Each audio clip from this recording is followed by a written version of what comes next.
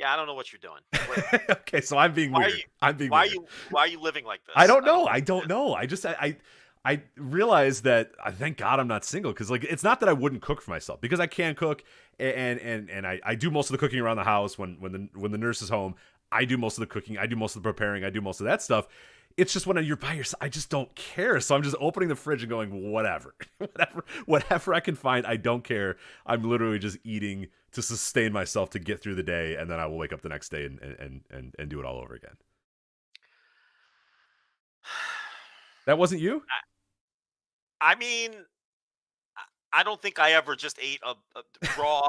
Well, maybe not quite literally a bowl of spinach. With a hot dog. Yeah, it was a new low. That's why I brought it up on the show, because I'm sitting there and I'm just thinking, man, what am I doing? Like, come on. Like, this is really bad. As I didn't even use a fork for the spinach either, because I was like, you know what I mean? What am I going to use a fork for? So I'm just reaching into a bowl and putting spinach in my mouth. Like, why is your life collapsing all around? I don't know. It's not collapsing. I just don't care or something. I don't know. You should be having a great time. I know. You don't have to clean up after her messes. True. You don't have to listen to that very strong Chicago accent. Oh, wow. You know, this is a test to see if she'll listen when she's out of town, because nothing fires her up like. She does. Weirdly, she's a big patron. That she loved your Joe Drinks on the Coke Starlight or whatever the hell it's called. Oh, she enjoyed that. Yeah, she really did. She really did. That completely fell apart. She loved it. So keep the work up. So yeah, the family did not cooperate very well with that, but I'm glad she enjoyed it. No, I don't know. I can't say that I ever ate just random collections of items thrown together like that. I don't know what your problem is. Why don't you just go to the grocery store and get yourself a rotisserie chicken? Yeah. See, I thought about it and I just never did. Because you can just sit down and fucking eat that fucker in one sitting with no judgment, you know? And it's pre-made for you, so there's no work to be done. And then you can get back to cooking when the nurse is back in town, slaving away over the stove. But why don't you do something like that? That's the bachelor move. Go get that rotisserie chicken and like a 6-pack of beer, because I know you're a beer guy, right? You're going to get one of those fancy craft beers. I understand that. You're not going to be grabbing the Michelob Light. I get it. But, go get some beer with like a bicycle from the 1800s on the side of the can, like one of those beers, or with like they either have a bicycle from the 1800s. You know those bicycles? You're talking about the large front wheel with the small back wheel? Yes, I guarantee you there's a craft beer with a 1800s bike with a large front wheel and a small back wheel on the can. I guarantee that. It's either that or like there's always like there's some kind of animal on the can, but not like a bear or a fucking bass fish, because that's like cheap beer has those kind of animals. I'm talking like an artsy animal. Like it'll be like a I'm very curious what your artsy animal is going to be. Here you go. Well, it'll be like the beer will be called it'll have like a toucan or a pelican or something, but it'll be drawn in a very abstract way on the can. You know what I mean? Like that. That's what I mean when I say there'll be an animal on the can, or an 1800s bike, or a fucking, or it'll have some, the name of the beer will be some wacky play on words, some double entendre or something. You know what I mean? Like this, so that's fine. Like that's the kind of beer you grab a 6-pack of whatever that is, right? And a rotisserie chicken, and you're all set. You don't have to be eating leafy spinach with your bare hands. It's weird. It's weird with hot dogs. Like, why didn't you take the leafy spinach and cut the peppers up and put them in the leafy spinach?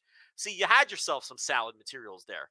Yeah, I did, but then I had no dressing. I had nothing else to do with it. I had you know what I mean? So it was like there was no point in putting together a dollar store salad. Like, it just wouldn't have worked. It would have been a really pathetic salad. So I just made it a very pathetic side dish. Why didn't you make fancy hot dogs with fancy toppings? I didn't have anything. That's what I'm saying. I haven't gone to the grocery store. I have nothing here in this house. Well, then what do you do? That's the problem. You don't have nothing in the house. Yeah, but I kind of, there's a certain challenge to it. It's kind of like that before you go on vacation challenge. I don't know if you do this at your house, but I've always kind of, I've stuck to that of like right before you go on vacation, like you can't go because you don't want a bunch of stuff to get bad or rot. I mean, you're going to find this out. You're going to take your first vacation in years next week, right? Yes. So you're gonna, I guess you're gonna have to. Are you gonna do this? Are you gonna say, well, hey, look, we can't buy new stuff because it's just gonna go in the fridge and it's just gonna get old by the time we're gone. So we gotta, condense things down, get what's left over here. The fresh stuff's we got to eat the fresh stuff. We got to, like, you're going to have to do that. And I'm kind of finding pleasure in opening my refrigerator and finding it pretty clean. The OCD in me enjoys a very clean refrigerator right now. Unfortunately, the flip side of that is that there's absolutely no food for me to eat. Yeah, I mean, this sounds to me like you're enjoying the fact that you have a bare cupboard, much like I enjoy being in the airport terminal, which is something that a lot of people can't understand. Like, I love the airport terminal, and I love getting flight delays. I know people don't that's right. Yeah, yes. So we have our weird quirks. I like a completely empty refrigerator for some reason, because I'm going to tell you why. Because it's a little adventure. Just like that's why I enjoy the airport terminal and getting a flight delay, because now it's a little challenge and a little adventure. Okay, so now, see, this is why I'm glad I brought this up and talked to you, because I think part of me enjoyed the pleasure of, like, all right, I opened that fridge and I'm like, all right, I got a box of spinach, I got a few peppers, I got a hot dog. I don't know if they're old, they're hot dogs, who cares? I don't have dress, but okay. And then, like, the other day, I had this, there's just, like, I've been making these little piecemeal meals and they're not great, but there's a fun factor in there of, like, all right, what are we going to do? How are we going to attack this today? So you there you go. Figured it out, and you figured it out, and it feels good. Right? I don't know if it feels good, but no, it's like a little challenge. It's a little adventure, and that I get it. I totally get it, because that's my whole airport terminal deal. So. Yeah, and you've talked about that before. I mean, you like a delay, right? You like the idea that things have gotten fucked up. That you like the idea that, like, a connecting flight has been missed, your rental car's screwed up, you don't know when the next plane's going to come, if you're going to be on that next plane, when you're going to be home. You love that. Yeah, because then I'm rubbing my hands together like, changing the itinerary. Let's see if I can figure this out. You're nuts. Right? And then it's like, if the delay's like 8 hours, it's like, what am I going to do for food? Right? Like, I've got a voucher for $7.50 to Applebee's, and I've got a $20 bill in my pocket, and what am I going to do for food here now in this scenario, right? Like, it's all a challenge. It's like a fun challenge. I feel like Tom Hanks in that movie, The Terminal, where he's, like, stealing the quarters out of the fucking, the fucking cart machine just for sustenance, and he's eating, like, fucking mustard packets. Yeah, so I think it's the same kind of train of thought. So that movie is basically you and I combined right now. It is. It is. I'm crying because in the chat room, they're naming animals that would be on craft beer cans, and someone said a triceratops, which is absolutely true, and a ptarmigan. I don't even know what that is. What's a ptarmigan? A ptarmigan would absolutely be on the can, on a can of a craft. Should beer. I know what a ptarmigan is? It's a like a bird. It's like a cock. It's a I just wanted to say cock. It's like a little bird, a ptarmigan. It's hard to explain. You got to Google it. Yeah, I'm looking at it. I don't think I've ever seen one of these. It kind of looks like a dove. I guess it's kind of has a dove look to it, I suppose. So. Ptarmigan's the perfect animal for what I was trying to describe before. It'd be like ptarmigan ale or something, right? It'd have a fucking ptarmigan on it. And because that's a very pretentious animal, because it's spelled with a P. PTAR is the first 4 letters. That's perfect for a craft beer, because they'd be like, oh, people are going to mispronounce this because people don't know what a ptarmigan is, right? And they would put that on their fucking craft beer can, and there'd be like a fucking a crude drawing of a ptarmigan on the can, and that's totally something they would do. It'd be the same brewery that puts out the beer with the 1800s bike, right? And I would drink it and love it, and it'd probably be good. Yeah. Like, oh, this is a tremendous beer. This unicycle fucking cider. This unicycle cranberry cider. It's fucking it's great. I love you trying to name alcohol. Joanne's a naming alcohol. Right. So now, next level would be a ptarmigan riding a unicycle, like on the can of the beer. Like that. That's next level, though. That might be pushing it a little too far. But yeah, what a perfect animal. That triceratops. Oh, that's great stuff. Yeah. Oh man, that's great. Real quickly, before we get into the actual wrestling here, I don't know if you saw the news, but your airport, your favorite airport, has been renamed. The McCarran Airport is no more, which caused quite a kerfuffle this week, as the nurse was going to Las Vegas, and I told her, we'll make sure you check into your flight. So she checks into her flight, and it comes up with this what's the name of it? I got to figure out what the new name of the McCarran Airport is just to make sure.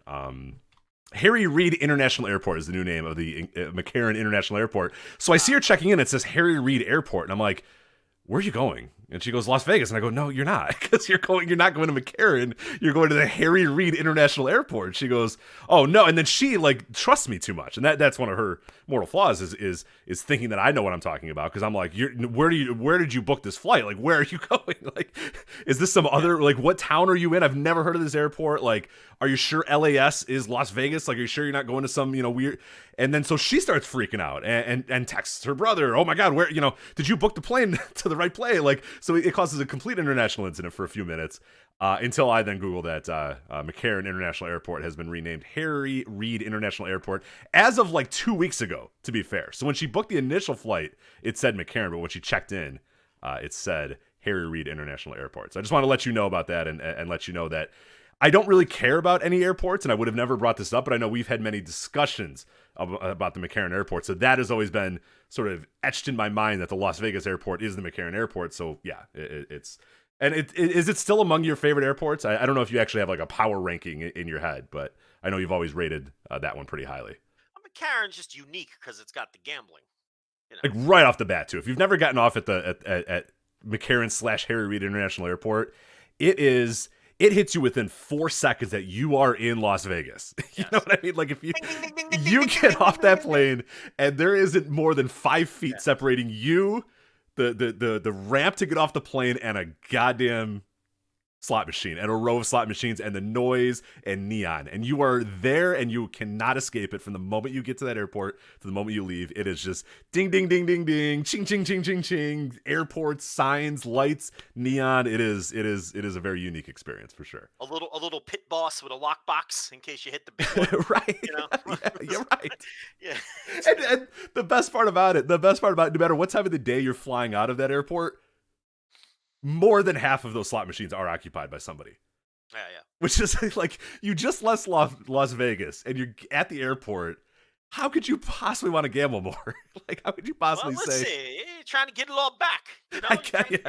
There is a certain air of desperation from everybody that is using the airport slot machines. There doesn't seem to be any high rollers just kind of enjoying their time. There is a stench of failure among all those people, unfortunately. So I understand the psychology behind hitting the last few slots before you step on your plane. What I don't understand is the opposite.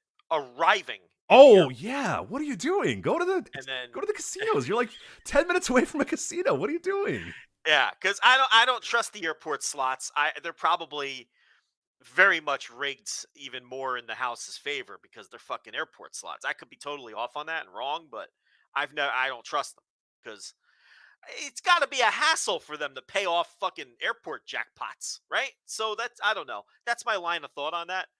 But the opposite psychology, I don't get at all. Like, I get, all right, I'm down fucking $1,800 on this trip. Let me throw a $20 bill in this thing and, and see if I could get lucky. Because what's the difference between $1,800 and $1,820 at this point? True. Right? So maybe I'll hit a jackpot, get $500 back or something before I step on the plane. That I get. I don't get the opposite, though. That doesn't make any sense to me. Yeah. What other airports stand out to you as ones that people should try to visit if they get a chance? I don't have any favorite airports. I listen, any international airport with a terminal with all the accoutrements is just fine by me, as long as you give me some shitty chain restaurants and a fucking what's the Hudson News? Give me the Hudson News. Yeah, so you can thumb through a ESPN the magazine. I didn't even know they make this thing anymore. All right, what's going on here? Exactly. A bunch of print magazines you thought never existed anymore, and like Car and Driver. All right, well, hey, you know what? Right. When in Rome, Car and Driver. Let's see. Yeah, and buy your candy bars, $7 bag of gummy bears. Yeah, exactly. Yeah, totally overpriced. You find yourself in the paperback book section for some reason, even though and you're trying to talk yourself into one of these books and thumbing through the latest James Patterson book, wondering, no, that's I don't know. You're like, I didn't espionage, know international espionage, huh? Like, interesting. I didn't know Patterson had a new one out. Yeah, this is, Right. look at that! It's a New York Times #1 Right. bestseller. This must be good, right? And then you're like, I don't enjoy international espionage. What am I doing? Like, you're in line with this James Patterson book, and you talk yourself, and you're in line with a James Patterson book, a Butterfinger, and a USA Today, and you're like, what am I doing? Right. And you're eyeing the neck pillow too. You're eyeing that neck pillow, thinking, Yeah. man, one of these days I'm gonna buy that. And one of these days you do buy it, and it's a terrible thing. I've bought the neck pillow before. It does not work. It's absolute garbage. Threw it away immediately.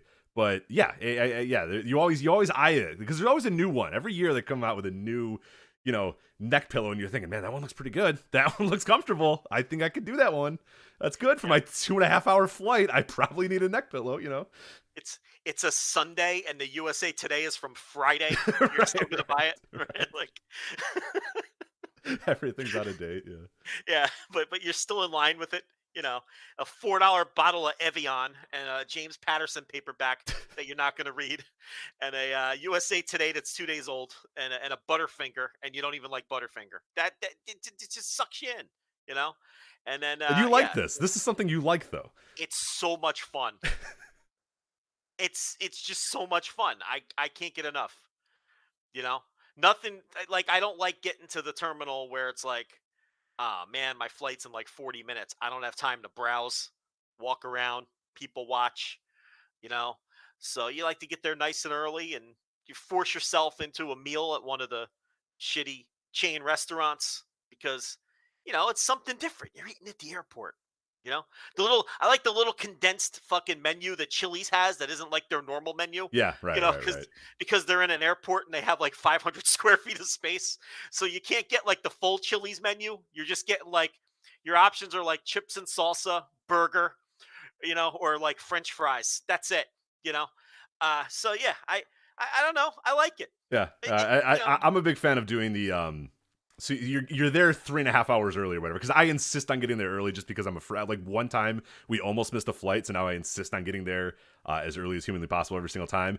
And then so we'll eat, but I do the I check my phone every 5 minutes type of thing. Yeah. Like 2 hours and 15 minutes. We better get moving here. The gate's like 20 feet away. It's like 100 feet away. I'm like, I don't know, man. I wonder when they're gonna start boarding. I should probably. Yeah. I look at the app. I'm looking at the, you look at the board. You kind of lean and squint. You go, all right, we're still on time. All right, we got a little bit of, we got a little time to eat our stale chips and salsa from Chili's. Yeah. Are you a group jumper?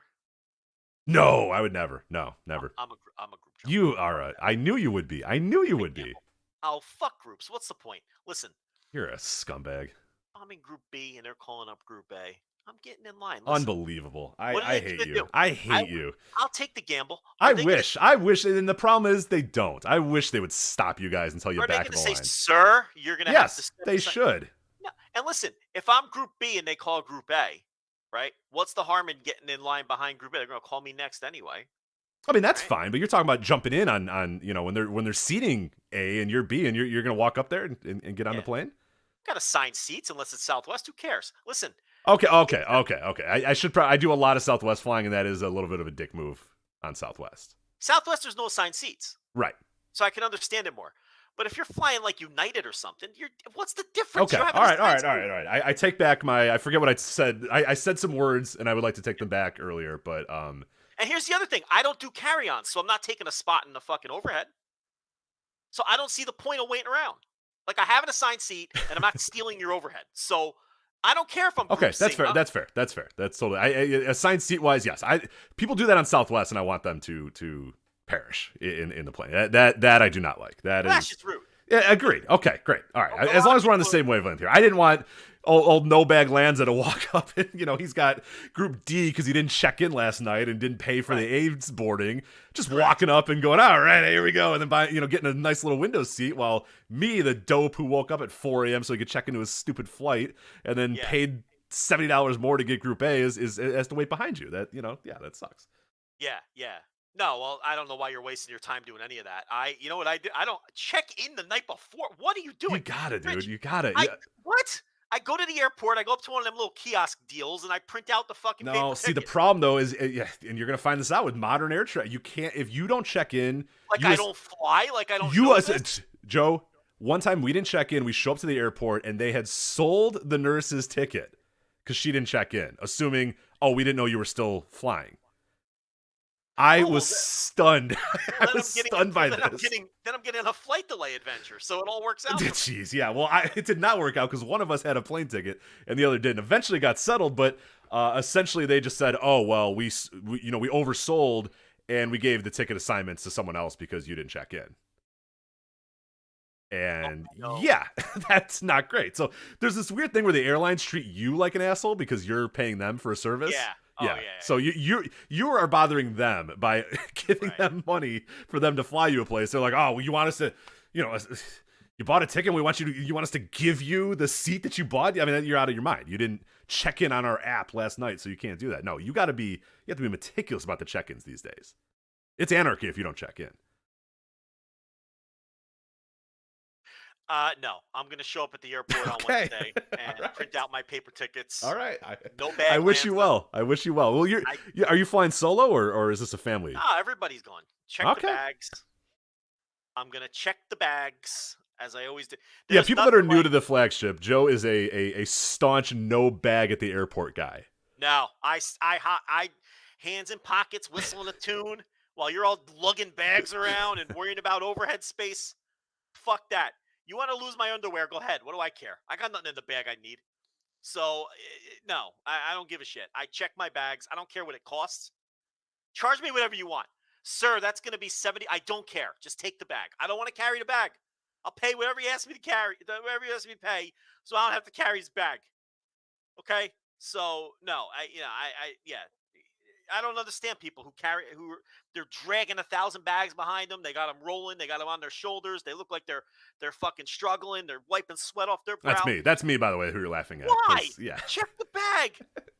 I don't understand it. I've also had bags lost too. So I have very different airport experiences than you've had, unfortunately. So I think I have never had a bag lost. Yeah. That's number one. And I check all my bags. I've never had my seat sold. What is this that's happening here? I don't know. This is why I'm so nervous. You get audited on your taxes too. Yes. And I definitely cut some corners on the taxes, and I've never been audited. You also the jury duty that you have avoided over the years as well. So. Oh, that gets crumbled up and thrown directly in the trash. You know what? If I did that, I'd be in prison. Like, you know what I mean? Like, not even jail. Like, somehow it would just be like, I don't even know whatever the harshest crime possible for doing that would be. I would somehow get that. Listen, the last one I got, I'm like, oh, this goes right in the garbage. TLB's like, you don't have to do that. Just check the box that says you have children under whatever. And she's like, I do it all the time.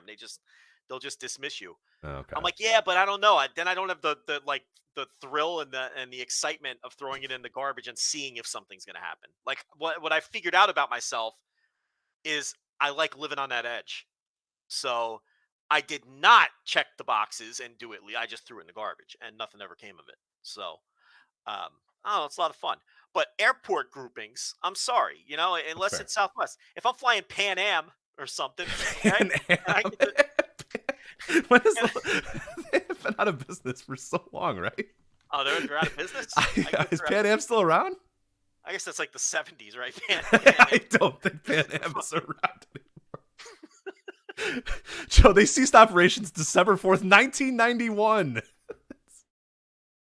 TWA, if you're on Pan Am or TWA or whatever. Right. So the last time you flew was Pan Am.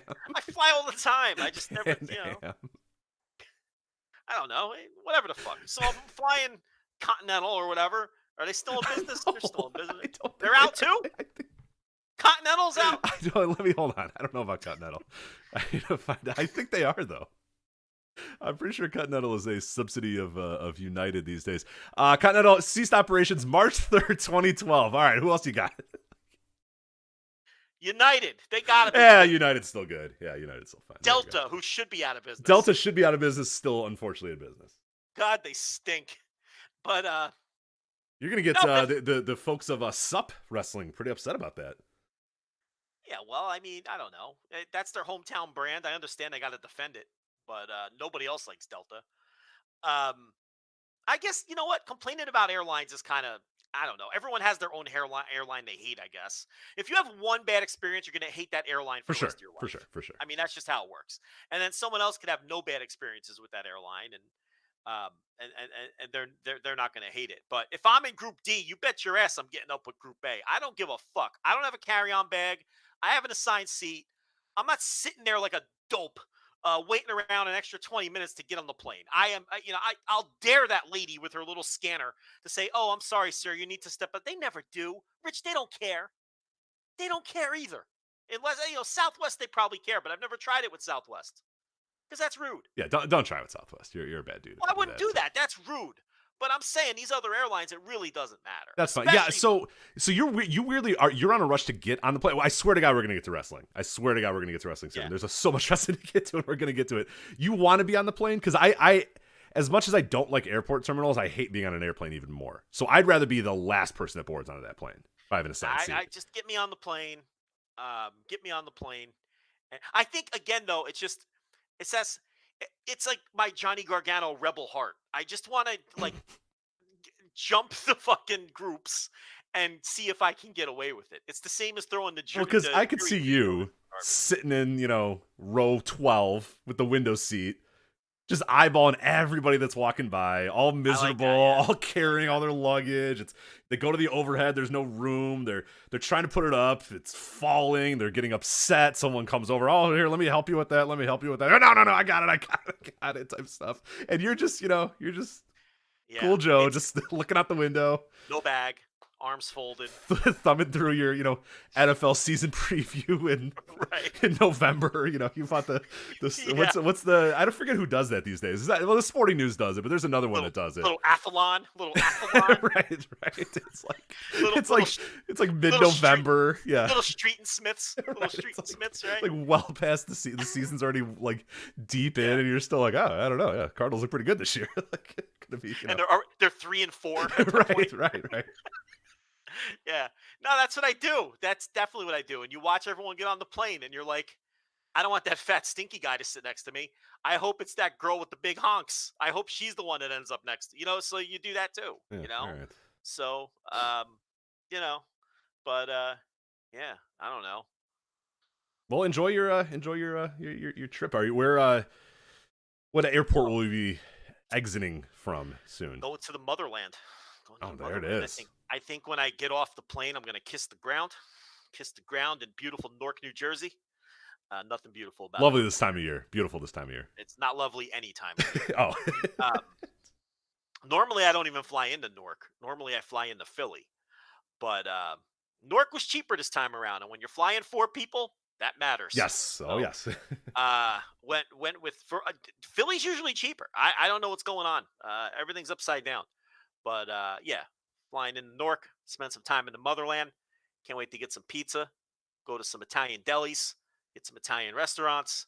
TLB wants to go on a Sopranos tour, so we're going to go see Tony Soprano's house. Incredible. Is that a thing that they actually have? Like that they have that for sure, right? No. It's I'm taking her on a Sopranos tour. I see. Well, why don't they have that? They should have that. You should start Someone should monetize that. Yes, they should. Because in Chicago, we have a Gangstas tour where you can get on a bus and they will drive you to all these different random locations and go, yeah, well, that's where the St. Valentine's Day Massacre happened. That's one of Al Capone's hideouts. Like, hey, this is where this guy killed himself, or that's when that guy got killed, or whatever. It's awesome. It rules. It's really cool. It's a lot of fun. And like as Siegel cut a man's throat. Right, it's awesome. And then when you're in there, they play like the noise of like gunshots hitting the buses and stuff. And it's a ride. It's a lot of fun. So I would not, honestly, if you want to quit the podcast and just do the Sopranos tour, wouldn't hate you for it. Would not hate you for it. You should probably do that.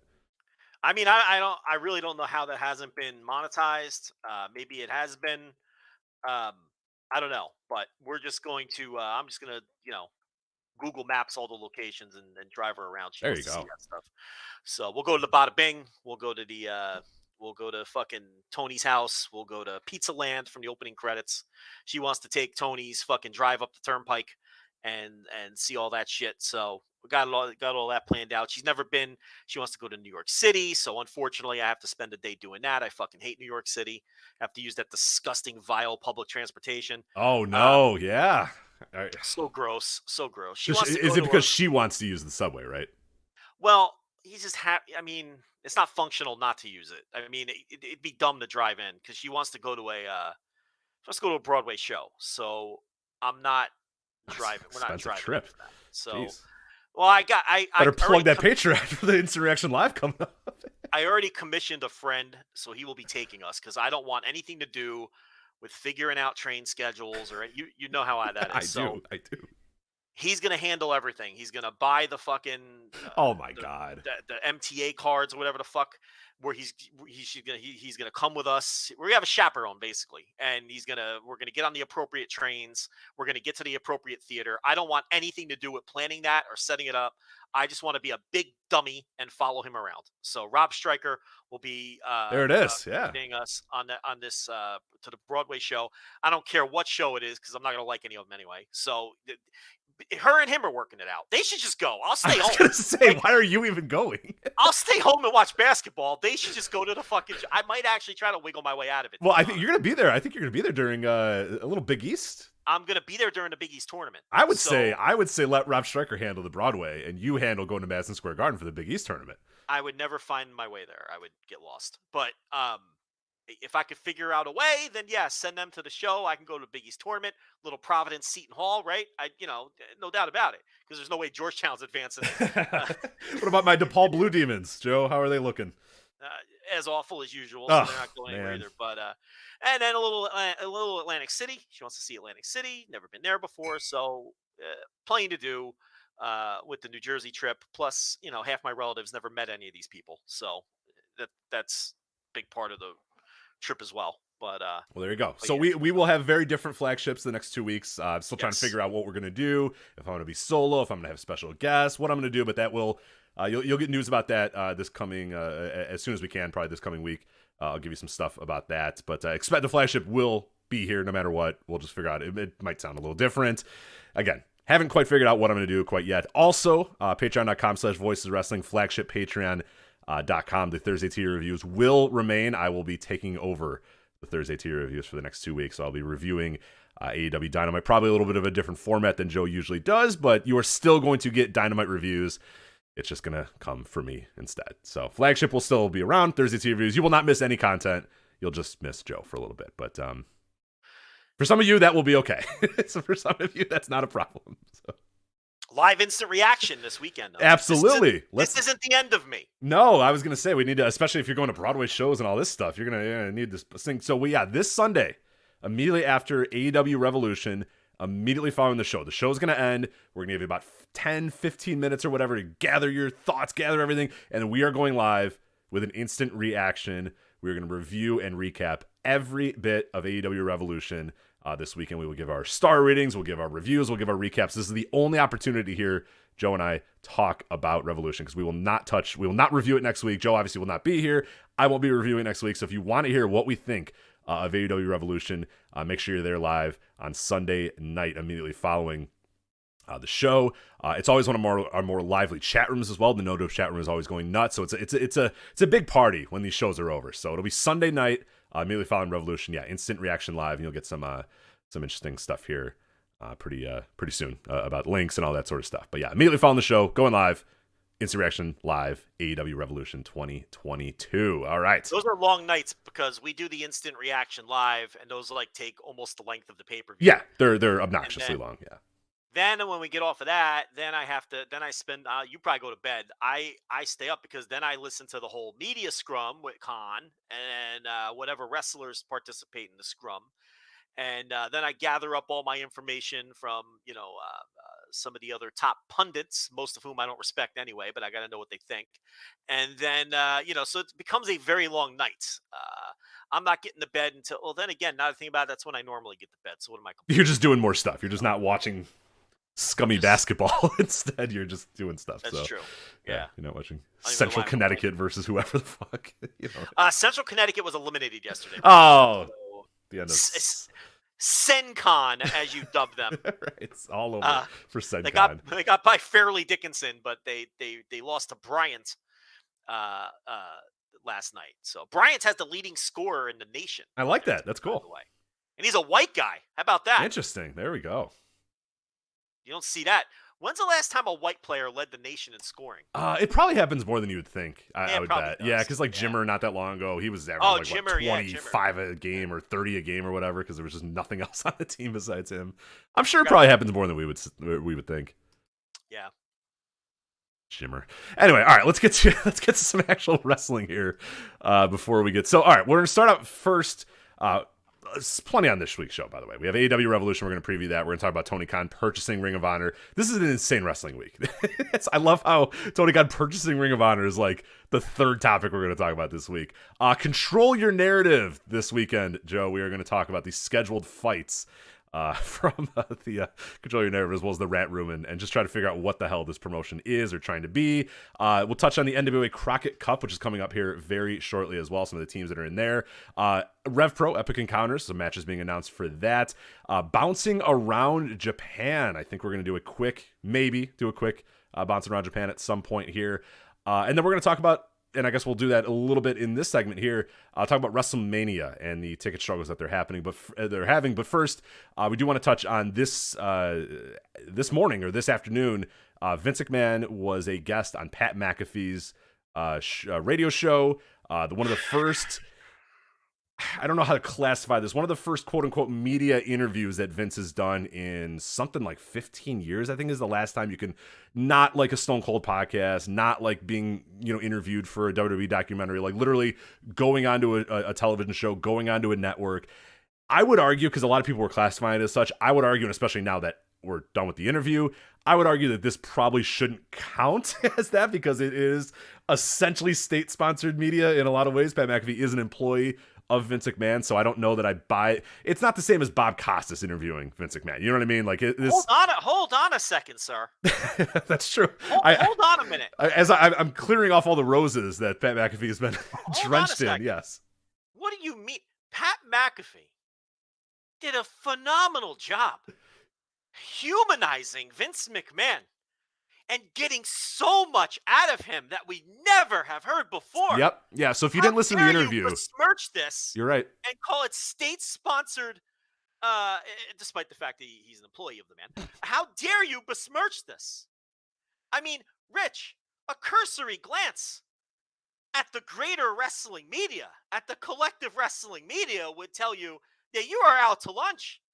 This was a phenomenal piece of journalism by Pat McAfee, employee of Vince McMahon, to get all of this humanizing material out of Vince and really dig deep. And we learned so much about the man and dug deep into his psyche. And now we all understand how Vince McMahon ticks. In fact, Rich, Ryan Satin says that this interview will be looked back upon for decades. Decades. For people who want to get inside the head and know more about Vincent Kennedy McMahon. Yes. Yeah. So if you did not watch the interview, here are the highlights. Vince McMahon works out at weird times of the night, and he has been successful for many decades. So wow. So where do you want to start, Joe? Incredible humanizing insight that was provided here. So if you didn't catch that, again, to recap, Vince McMahon works out at 1:30 a.m. and then ends his workout at 3 a.m. Wow. Does not sleep very much, Vincent Kennedy McMahon. And he has been very successful in taking sports entertainment / professional wrestling from a regional carny business into a... Well, I mean, Pat McAfee spent an hour telling Vince McMahon how great he was while Vince agreed. So right? It was very... pretty. I mean, I think we all got that hammered home. Yeah, and that's essentially what we learned. So yeah, that was he is just like you and me. Vince McMahon, just a normal, roll up the sleeves, go to work, hard hat, lunch pail, middle class American who just works out at 1:30 a.m. and is a billionaire and has been very successful for many, many decades. So there you go. And is perfectly content with the creative in his company. He says he would make 0 changes, despite the fact they rip up the Raw script nearly every week. And he says, I don't. I make 0 changes. I make zero changes.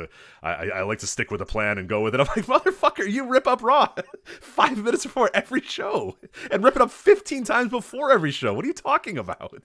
He doesn't listen to negative criticism, despite the fact that his entire career he's been the most thin-skinned person on the planet, and in response to every. I do like as well that Pat McAfee did press him on this and said, WCW and AEW and the Monday Night Wars or whatever. Are you somebody that relishes competition? And Vince McMahon said, I love competition. Oh, well, again, these are things we never would have learned about Vince McMahon without the Pulitzer Prize-winning interview skills of one Pat McAfee. He loves competition. He thrives in competition so much that he tries to put all of his competitors out of business as quickly as possible. So we never knew these things about Vince, and thanks to Pat McAfee, we successful, know them now competitive, and works out. Wow. Wow. Yeah. I mean, no doubt about it. You would think that Pat McAfee is Edward R. Murrow after this, and these fucking listen, I kind of got all my vitriol out of my system. I was gonna say there's a great audio on $5 tier, Thursday tier reviews of Joe getting much of his vitriol out on the wrestling media and the absolute state of it. That's the thing. Like, this was an embarrassing day. It really was truly embarrassing to the point you're cringing. But it wasn't embarrassing for Vince McMahon. He no pun intended here, and I know it's a topic later, but he was able to control his own narrative and not answer anything even resembling a tough question, because they were few and far between from McAfee, because he works for him. He's not going to press him or ask him hard questions. But even when things like Saudi Arabia came up, Vince was able to just avoid it and give really shitty answers, like you have to respect their culture. Whereas a real interviewer would have said, Vince, they cut people's heads off and they hate gay people. But McAfee's never going to do that. And then you have these absolute frauds, these total clowns in wrestling media, like Chris Van Vliet, saying things like, and I quote, "The Vince McMahon interview on Pat McAfee show is nothing short of amazing. It's an incredibly rare look into the human side of VKM." Because these people are all frauds. They don't know what a good interview sounds like. They have no interest in hearing a good interview. And if somebody like Chris Van Vliet interviewed Vince McMahon, it would be the same shitty puff piece nonsense that Pat McAfee gave him. The only difference being that Chris Van Vliet doesn't work for Vince McMahon and would be under no obligation to toss him softball after softball and massage his balls for an hour while he does his own PR. So it would be even more embarrassing for Van Vliet, but that's what we're loaded with in today's wrestling media. Yeah, it's a sad state of affairs. Yeah, and it wasn't embarrassing for Vince. It wasn't embarrassing for McAfee. This was essentially, when it was all said and done, this was no different than Vince being interviewed on WWE Network by a producer, on the show. That works for him. Right. And ultimately, we should have all seen that coming, I think, at least, maybe. But, no, what's he going to do? Is he going to say, hey, so what happened to Triple H? He was once, your second in command, and now he's, we haven't heard from him. Is he dead? Is he alive? What's going on? You got rid of, of course he wasn't going to do that. I don't know why we thought that was going to be the case, but, I don't think, again, I don't think anybody smart did think that was going to be the case. And they don't care. That's the problem. They don't care. Right. Look, and again, this isn't embarrassing for McAfee. McAfee is who we thought he was. Right. Exactly what I thought McAfee would do. Yeah.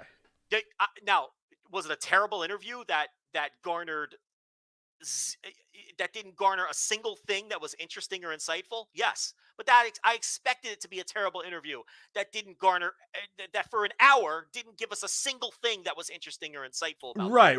I expected it, which wouldn't be much of a problem if you're a normal Pat McAfee show listener. You're just the guy who listens to that show regularly, listens when Aaron Rodgers is on, listens for AJ Hawk, or you might have found this pretty interesting. Oh, hey, cool, Vince McMahon. Hey, well, here's what the guy that leads WWE, yada yada yada.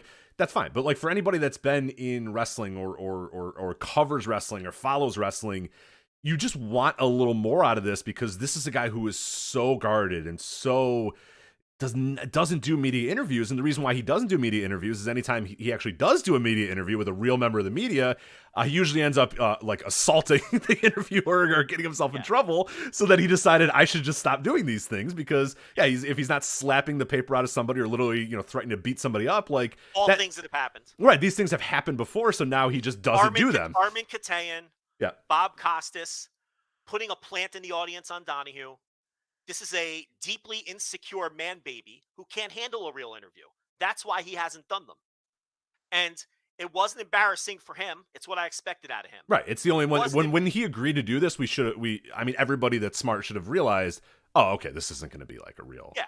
It wasn't embarrassing for McAfee. It's what I expected out of McAfee. Who this was embarrassing for was the collective wrestling media who praised McAfee for this phenomenal interview that garnered all of this great, insightful information. How about at WrestleOps with like 20,000 followers? For the record, Pat McAfee was absolutely the right person to handle Vince McMahon's first interview in over 15 years. Who is the fucking moron behind that account who would type out those words? That's bizarre. Yeah, that is one of the worst tweets I've ever seen in my anything. Life. Like, what did you anything. learn? I guess, are we just like... How is he the right person to handle Vince McMahon when he didn't ask him anything interesting? Right. I guess, are we like... When he didn't follow up or press him on anything. No, he didn't do anything. It was a horrible interview. There's nobody in a real media space who would think that was a good interview. And I guess that's my bigger question is like, I already have no faith in it's not even right. Sports media is getting pretty close too. Access media, access journalism has basically taken over everything, and it's all pretty horrible at this point. But like, I guess I have such little faith in wrestling media that I'm not surprised by this. But I'm also a little bit like, did you actually listen to that? Like, are there actually people? Are these people being earnest when they're saying that they sat down and listened to this interview and were like, whoa?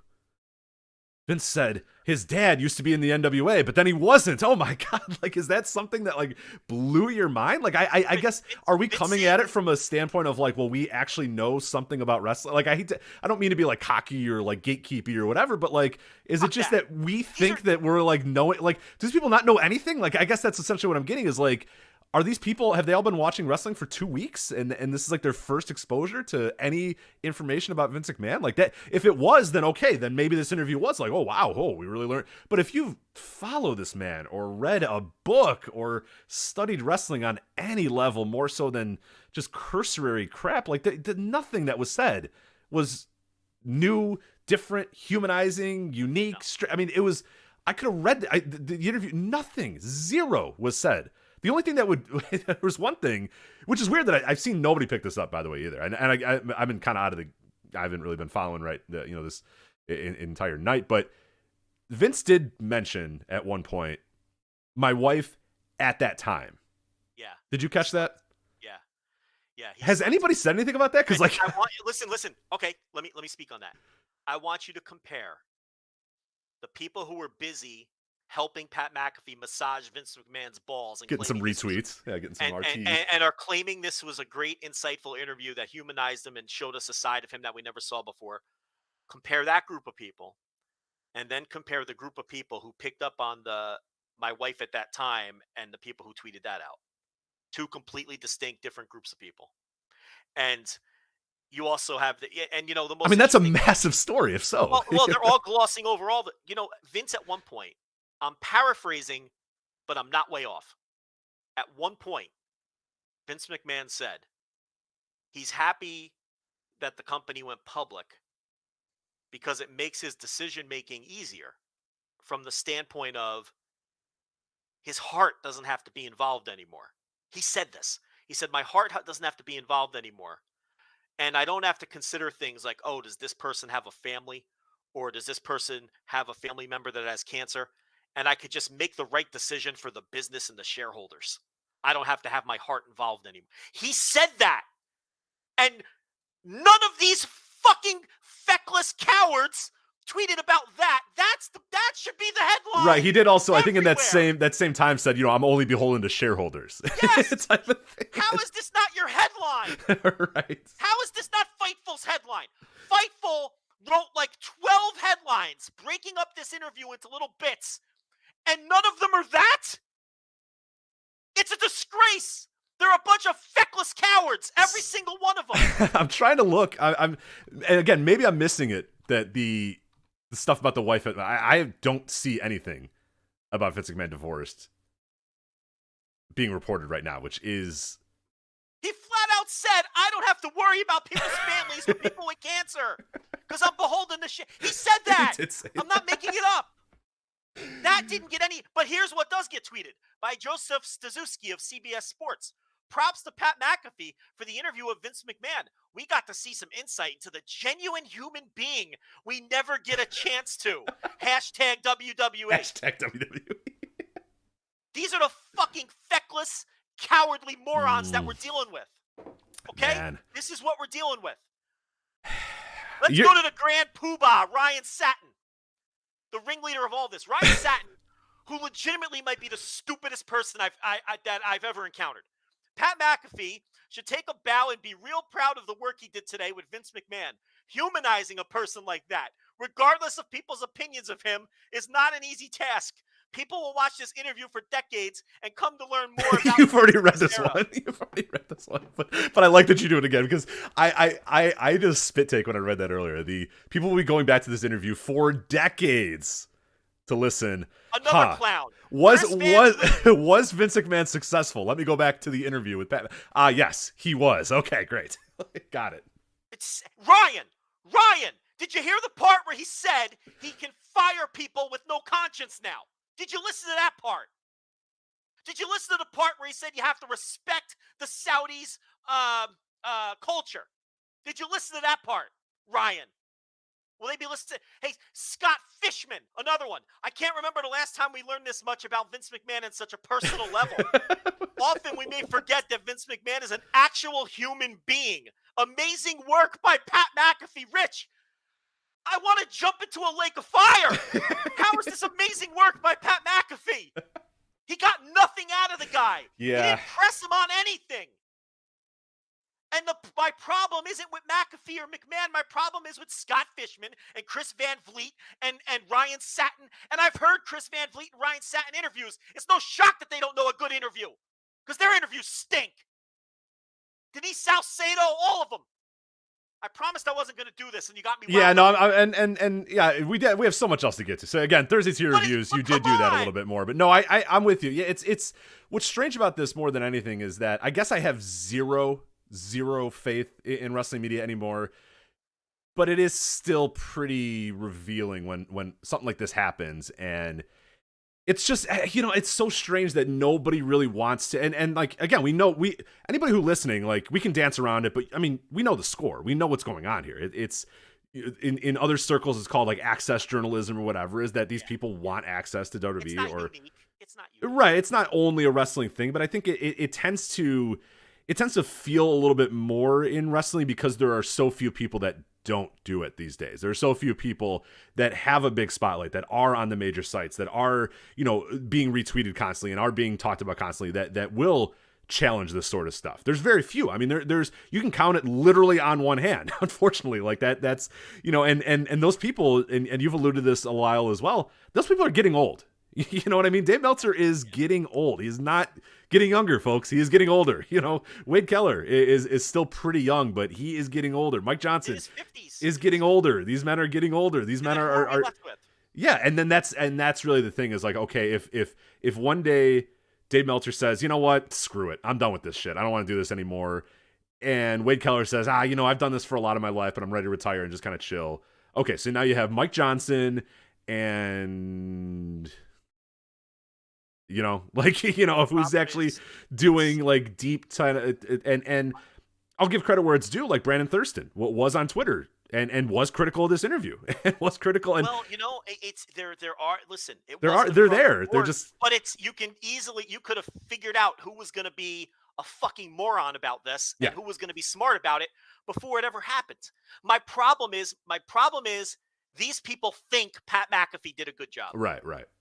How is that even? That's Rich. It made me so angry today that these people are throwing roses at Pat McAfee and think that he did a good job, that I started to get like physically ill. Well, and that's why I asked a little bit earlier. Because I care. Yeah.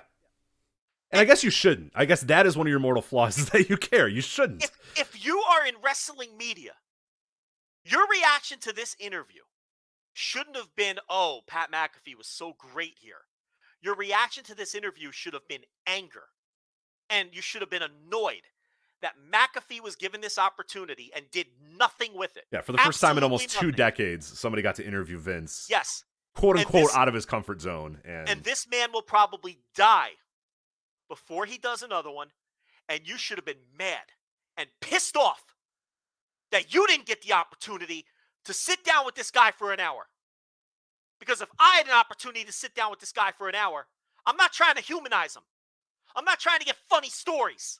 He's a billionaire who's done a lot of questionable things. And he can have his feet held to the fire. It's fair. He gets plenty of roses. Right. He might slap you at some point, but you know what? Hey, that's part of it. He needs to be asked about Saudi Arabia, and it needs to be followed up on. When he says you got to respect their culture, you bring up journalists getting their heads cut off, and you bring up how it's illegal to be gay. Or you're a clown. And if you praise someone who doesn't do it, you're a clown too. And then you bring up Triple H and ask where the fuck he is. And then you bring up Shane McMahon and ask where the hell he is. I would also bring up how your public relations are saying you're doing budget cuts, but you made $1 billion in record profits this year too. That might be a good. And after he mentions that he has no heart in when he fires people. There's a million things you can bring up, but you only have an hour. Yeah. Okay? So fucking, as the kids say, miss me with the humanizing. No one cares. I don't give a shit when Vince McMahon lifts weights. And if you do, you're useless to me. And that's what we're loaded with in this wrestling media. Yeah. A bunch of useless, feckless cowards who are busy tweeting about Vince McMahon lifting weights at 2 a.m. with crying face emojis. And saying how great of a job Pat McAfee did. In his horrible interview where we got nothing out of it. And you know what it is? Rich, it's not devious. These idiots don't know the difference. And that's, I guess that's what I wanted to bring up, and that's a good way to kind of conclude this segment here is that, and I asked it a little bit earlier, are there people that earnestly didn't know anything about Vince McMahon or actually like enjoy this thing or think this is a good interview or think that this is humanizing and I think that's the problem that's the thing that maybe is most disturbing about it all is not necessarily that, they're trying to be, oh, well, we don't want to say anything bad because we don't want to lose our access or whatever. And there might be a little bit of that. There might be some parts of that too. But there are probably people that legitimately do think, wow, that was a great interview. And that is even more the problem, I would say. That is even more disturbing that Rich, people would. Don't know the difference. Right. And I think that gets to the head of it. And that gets to the head of it of all journalism. And that's I'm going to tell you the problem with a lot of these people. Your Chris Van Vliets and your Denise Salcedos and these people. I'm going to tell you what the problem is. They admire Vince McMahon. And they will cling to anything that supports their admiration of him. Okay? And an interview like this where he's yucking it up with an employee, none of them are bringing that up. The man works for Vince McMahon. Right. It's not like Pat McAfee was hitting the phone lines at Vince's PR guy saying, you got to give me the interview with Vince. You got to give me the interview with Vince. And they admire him. 8 years in the making or whatever. No, it's his fucking the guy that works for him. It's his second announcer on SmackDown on his major show. Like, get out of here. It's why they're soft as hell on his shitty product. It's why they never go after him for the controversial things that he does and says. It's why none of them are bringing up or making headlines out of the fact that he said he doesn't have to have a heart anymore and he could just make business decisions and fire people who have families in cancer. He said this. I'm not making it up. I paraphrase it, but go listen. And alluded to the fact that it divorced his longtime wife, Linda McMahon, who a major part of that company and a major, like, huge, gigantic, like, seismic shift in his life and her life and the business of that company or whatever. But yeah, we let that one go. Problem is these Salcedos and these Van Vliets, their heads hit the pillow at night, dreaming of being hired by these people. That's the bottom line. And they admire him. They admire the company. They're soft on the company. I talked about it months ago when I listened to that Wrestling Inc. podcast. Tissue soft review on what was an awful SmackDown. Buried the shit out of Rampage. The claws came out. Not because they have anything inherently against AEW, but because they are terrified to criticize WWE. They don't want to do it. They admire Vince McMahon. They feel bad about, and then they feel free when it comes time to criticize something else because they don't have that same admiration built in from their childhood. Okay, that's part of this problem too. Right, and in one case that's okay, like that's fine, but it also would be nice if there was other people in this space. The problem is that the space is dominated by that type of person, and that this was an embarrassing day, and that's worrying. It was just total clownish behavior, immature behavior, childish behavior, just like a bunch of people just marking out over these mundane Vince McMahon quotes that were just. What who cares when he works out?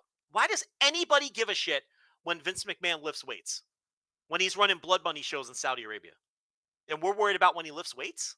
And we're praising Pat McAfee for this?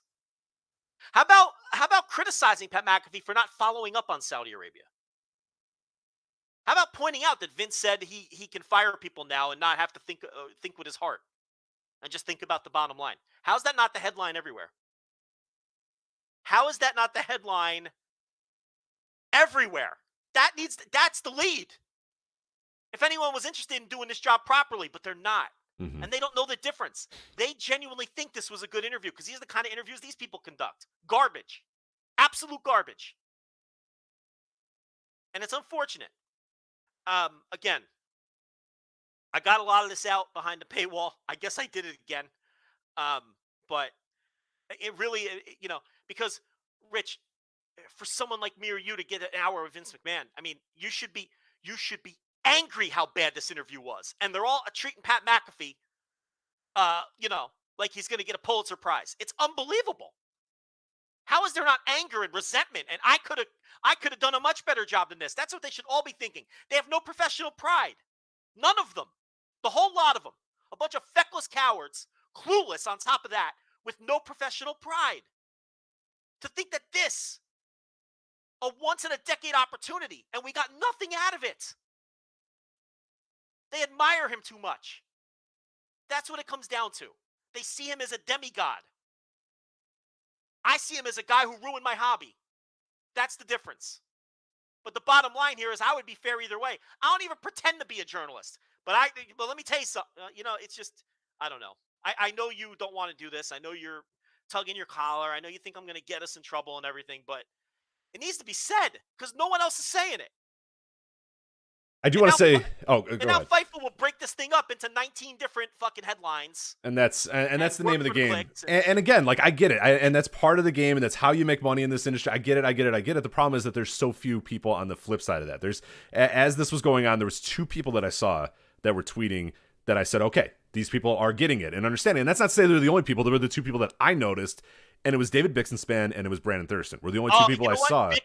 Bix was crushing this. He was, yes. And I wanted to give credit. McAfee, and he was killing McMahon. You're dead on. So if people want to say, well, who's, you just say everybody sucks. Okay, there's 2. And again, there were probably other people, but the 2 people that I saw that were out there tweeting it, David Bixenspan in particular, at David Bix, the whole time was like, what is going on? This is terrible. What are you doing? What are you doing? What are you doing? And responded to everything that was being said as, no, you're lying, Vince. That's not true. And here's evidence that you're lying. Or no, that's not, So I want to give credit where it's due, that there are some people out there that I do trust and I do think don't have ulterior motives and don't do that. The problem, though, like you said, is that the majority of the people are more of the tissue soft headline, clicks, retweets, likes, access journalism type stuff.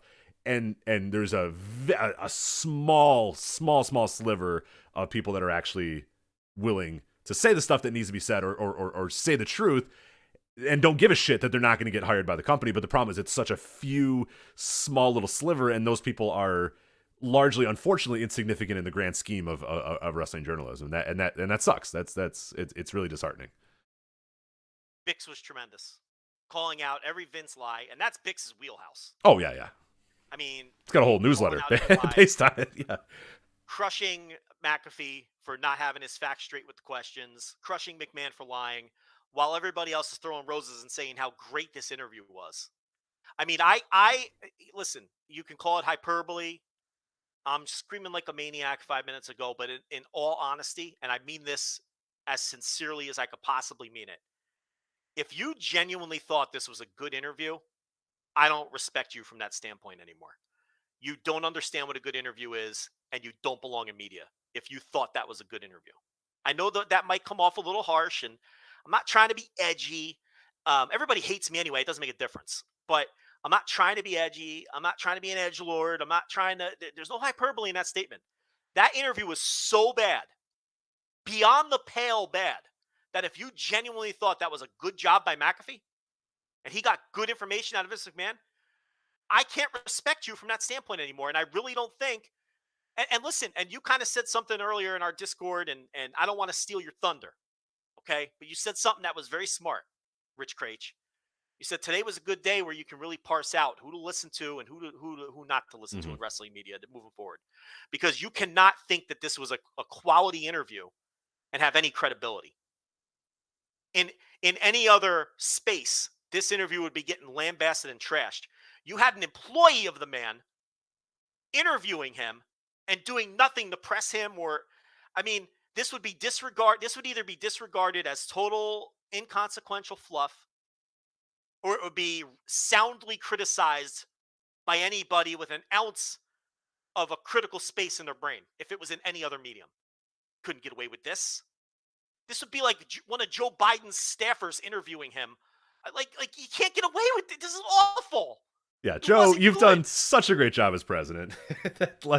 And insert anybody. Add Rob Manfred getting interviewed by somebody saying, "Hey, this ongoing lockout by an owner is fantastic." Yeah. Rob, we're doing a great job out there, and I'm so glad that you are going to help us get the best deal we could possibly get. Donald Trump, you are doing a great job. Insert anything. Yeah, a state-sponsored media interview. And then people would be saying, "Wow, that was fantastic." It was really an embarrassing day, and it was eye-opening. And I thought Bix did a great job. Brandon did a good job. I think Dave, when he gets a hold of it, either in the Observer Radio tomorrow will be good. Is going to destroy it. Dave is going to do a good job. I have full confidence.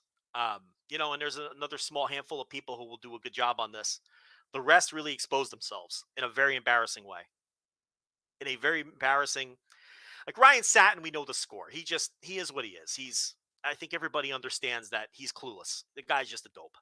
And some of these other people, I mean, they really, really exposed themselves. Well, and Satin's an employee too, so that plays a bit of a different factor. He's a pseudo employee, an indirect employee, or whatever. He's an indirect employee. Right. Yeah. I should be fair, but these other people are not. It's to his employer's advantage that. You get what I'm saying here. Like right. It doesn't do him any good to bury the company or anything like that. But and I'm not and this is important too. There is, and then we can move off of this, but I wanted to make this point too, because I didn't make it behind the paywall. There's a place for soft cupcake softball interviews. There's absolutely a place for that. Like Entertainment Tonight, your like that sort of shit. It happens and there's stuff like that in sports as well. And you can easily ignore it if you don't care about it, but there's a place for it, for stuff that's just, human interest stuff or whatever the case. Just letting somebody promote something. There's a place for that. Okay? I'm not saying every interview has to be fucking white knuckle, dig deep, be contentious, get the facts. No. But this is a man who is a billionaire, who is at the top of his industry, who never does these interviews. Okay? Puff pieces don't cut it. We expected it. It's exactly what I thought it would be. But that doesn't mean you have to praise Pat McAfee for it. Pat McAfee deserves no praise. And then in the middle of this whole thing, Pat McAfee has to pretend he's surprised when Vince McMahon says he's giving him a match at WrestleMania. So the whole thing's a fucking fraudulent anyway. But let's talk about how great Pat McAfee did with this interview. I mean, it's a joke. These people are a joke. I've been on this theme for a couple months now because I care. I don't know why I care, but I care. You should really just stop. Yeah, I don't know why you care. You should really just stop. And I'm glad you care, but you should probably just stop. It's just I don't know why the Denise Salcedo's and Chris Van Vliet's and who, that guy from CBS Sports whose name I can't pronounce. I don't know why and Ryan Satin, I don't know why they're not out there today saying, "Man, I could have crushed that. Disappointing. Give me the opportunity next time." That's how they should feel. But they don't. They don't, because they're all waiting to take the bag. Mm-hmm. Let's be honest about it. They're all, half of them wouldn't even tell you, half of them would admit it. But I'll leave you with this. I'll leave the listeners with this. take Rich's advice, take my advice today from behind the paywall. Now you know the score. Now you know the score. Right. If your eyes aren't open now, they'll never be. Now you know who to listen to and who not to listen to. And one more thing, just in the interest of fairness, for all these outlets throwing roses at Pat McAfee today, I'm going to give you another little nugget, since I'm burning the world down anyway. I'll give you another little nugget. You know, in order to interview an AEW wrestler, you have to submit a list of topics to the company. Okay? That's a fact. I learned that this week. I got that verified. Multiple sources. If you want to interview an AEW wrestler, you got to send a list of topics to the company, which then gets approved or unapproved by AEW. Think about that when you see some of these outlets interviewing AEW talent. That's what they did to get the interview. Pre-approved topics. Rich, if I asked AEW to interview Will Hobbs, random wrestler, the wrestler doesn't even matter, and they asked me to send them a pre-approved list of topics, my reply to them would be, no thanks, I'm no longer interested. They're well within their right to ask for that. I don't have a problem with them asking for it. I got a problem with the media submitting to it. And I'll leave you with that. There it is. All right.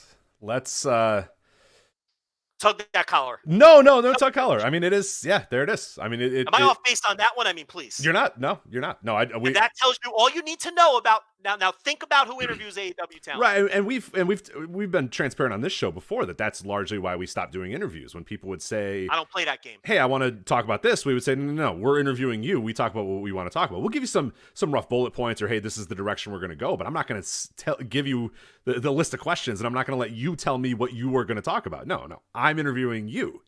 And I will get to I'll plug your book, but we're going to talk about some other stuff. You know what I mean? I'll plug your yoga, but we're going to talk about other stuff. We're going to talk about what we want to talk about, or we'll see where the conversation goes. I mean, that is how most people should do it. And I'm somebody who came from a journalistic background.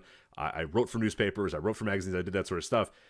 I would never in a million years, if I was interviewing a coach or an executive or something like that, and they said, well, hey, here, you have to talk about X, Y, and Z with me. Okay, that's fine. I don't need your quotes then. That's fine. Yeah, that's it. If I would say I'm no longer interested in interviewing Will Hobbs because I'm not. And that came up. I mean, that came up in high school sports. That came up where I had a coach that said, I'm only going to do interviews if you ask me about this. And I told my editor, I said, well, I mean, I'm not going to interview him then. There's no point, right? And they said, yeah, sure.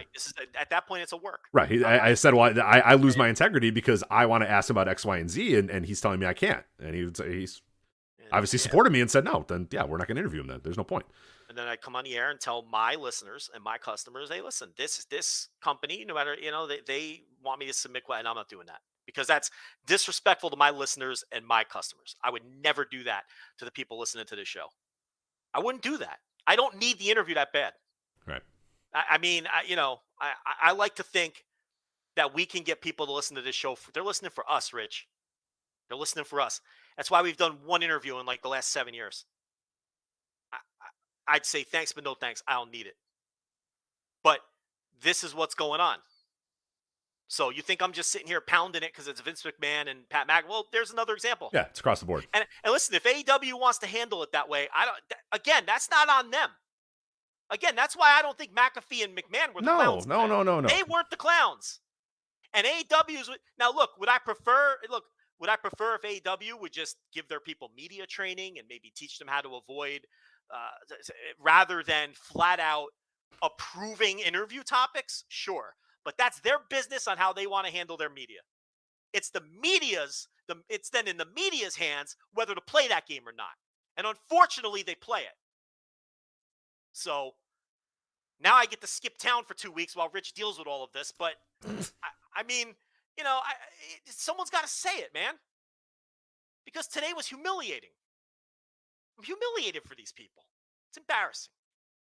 I want to talk about some wrestling. Yeah, let's do that. Let's get into some good stuff here. Before we do that, I do want to let you know this episode of the Flagship Podcast is sponsored by our friends at HelloFresh. And with HelloFresh, you get farm fresh, pre-portioned ingredients and seasonal recipes delivered right to your doorstep. You skip trips to the grocery store, and you can count on HelloFresh to make home cooking easy, fun, and affordable. And that's why they are America's #1 meal kit. HelloFresh offers the flexibility, clear my throat there, offers the flexibility you need to easily customize your order online or in the app, easily change your delivery date, your food preferences, and plan size, or skip a week whenever you need to. You can customize your favorite dishes with their new Hello Custom offerings by swapping out one protein or a side for another, upgrading for a more a luxury experience, or even adding a protein to a veggie meal. That means more choices, more variety, and more meals truly tailored to you. HelloFresh cuts back on the time spent in the kitchen with meals ready in around 30 minutes or less, plus quick and easy meals, including 20-minute recipes, low prep, and easy cleanup options, providing an even faster route to put food onto your table. And HelloFresh is 72% cheaper than a restaurant meal of the same quality, and you can save on average over $65 per month when you order HelloFresh instead of grocery shopping. See, I should have had HelloFresh delivered to my house this week, and then I wouldn't be eating salad out, or spinach out of a bowl and a hot dog or whatever. But anyway, go to HelloFresh.com/VOW16 and use the code VOW16 for 16 free meals and 3 free gifts. Again, that's HelloFresh.com/VOW16. and use the promo code VOW16. And you're going to get 16 meals and 3 free gifts. HelloFresh.com/VOW16 and use the code VOW16. HelloFresh, America's #1 meal kit. All right, so we went a little long on WWE stuff, so I don't want to get into the WrestleMania right now. We have time to talk about that, the WrestleMania ticket sales and the Stone Cold and Vince McMahon and how they're going to be related to WrestleMania. I want to push that back to another week because I got some other stuff I think we need to touch on first. So are you okay with that? Yeah, if we don't have time to get to it, we don't have time to That's get fine. to it. And maybe we'll circle back at the end of the show. We'll give the other topics the time they deserve, and then we'll see what happens at the end. Right. And we might even get more news about the Stone Cold coming back thing and Vince McMahon facing McAfee and yada, yada, yada. I just thought it was a little weird that we haven't even touched anything regarding WrestleMania yet at all on this show. And there has been some news. So, but if we get to it this week, but then, even when I'm back, there's still, I think, a week or two. Right. There is a little bit of time. So.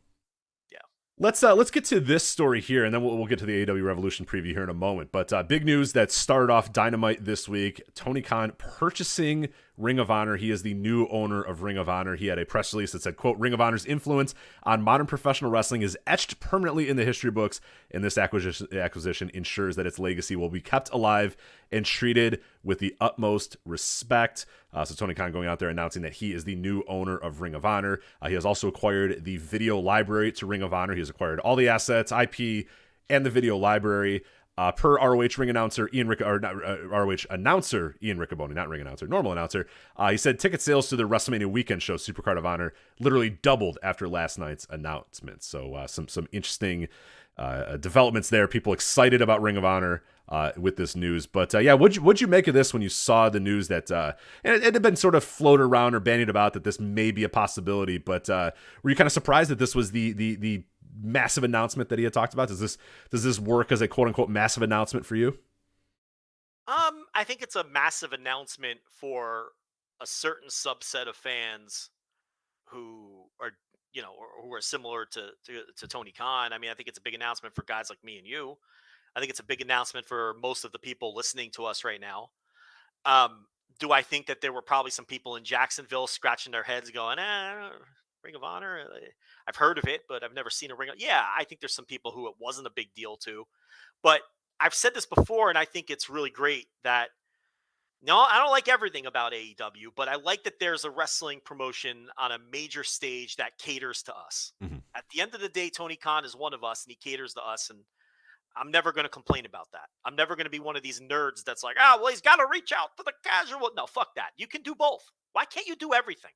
Why can't you... capture the whatever the casual viewer even is. I don't even know what that is. But why can't you capture that fan and get them interested in your stars and also cater to people like us? I've said for years that WWE is big enough and has a large enough reach and has the resources to be everything for everyone. They just choose not to be. And that sucks. So is it a big announcement? Yes and no. We also don't know what he plans to do with this now. I think that affects whether it's big news or not. Yeah, I agree. Yeah, right now we're we would basically just be kind of assuming or fantasy booking or just kind of saying, oh, hey, maybe he'll do this or maybe do that. I think it's one of these stories that right now it's a it's a fun deal. It's an interesting deal. I think at the end of the day, it's a smart idea for Tony and AEW to purchase Ring of Honor, because I think that it adds value to AEW, because the inclusion of the video library works twofold. It works in the sense that whenever they are ready, and we've been saying this for time and time again, and people are finally starting to listen a little bit, is that Dark and Dark Elevation. Everybody would say, why are they taping 8 hours of Dark? Or why do they even have Dark Elevation? Why? All of it is building up content. In some ways, it's talent acquisition, it's storyline building, it's win-loss record building or whatever, but it's also content building. It's getting content.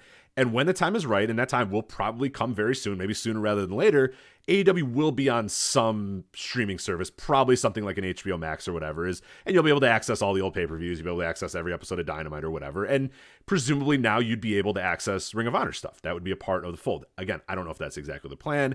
If it is, again, that adds value to AEW, it adds value to whatever they end up selling. The second part of that too, and I think what the more important part in some ways, is that now you can tell the story of a lot of the wrestlers on your roster more than you could before. Many of the guys that we're going to talk about on this AEW Revolution preview had their biggest moments, their biggest non-WWE tenures were in Ring of Honor. A Bryan Danielson, a CM Punk, and Adam Page, and Adam Cole, like all those guys, a lot of stuff that they've done is in Ring of Honor. So now you have the access to use those clips and use those things in video packages and use those things in documentary releases if you want to do that or whatever. And there's a lot of value in that, depending on what Tony paid for it. Like it adds media and it allows them to tell the story of the company more. It also ding dong, it lets you have All In, which is the reason that this company exists. You know what I mean? So that was always the weird thing, is that like the genesis of this entire company kind of lived within another company's IP and assets and library or whatever, and now it doesn't. So now, for whatever that's worth, you have the entire history of your promotion at your hands now, and you can tell the entire story of your promotion now, via video, via whatever. So that is doubly important as well. And that's just the content stuff. That's just the IP stuff. Not only if like then Ring of Honor becomes a developmental territory for them, if it becomes a separate indie that they run. I don't know what the next step is. I have no idea. You have no idea. We just kind of be guessing right now. But I think that there's no way that you could say this is a bad deal in that sense. I think it's just how good of a deal or how important of a deal will something that we'll have to wait and see, down the line.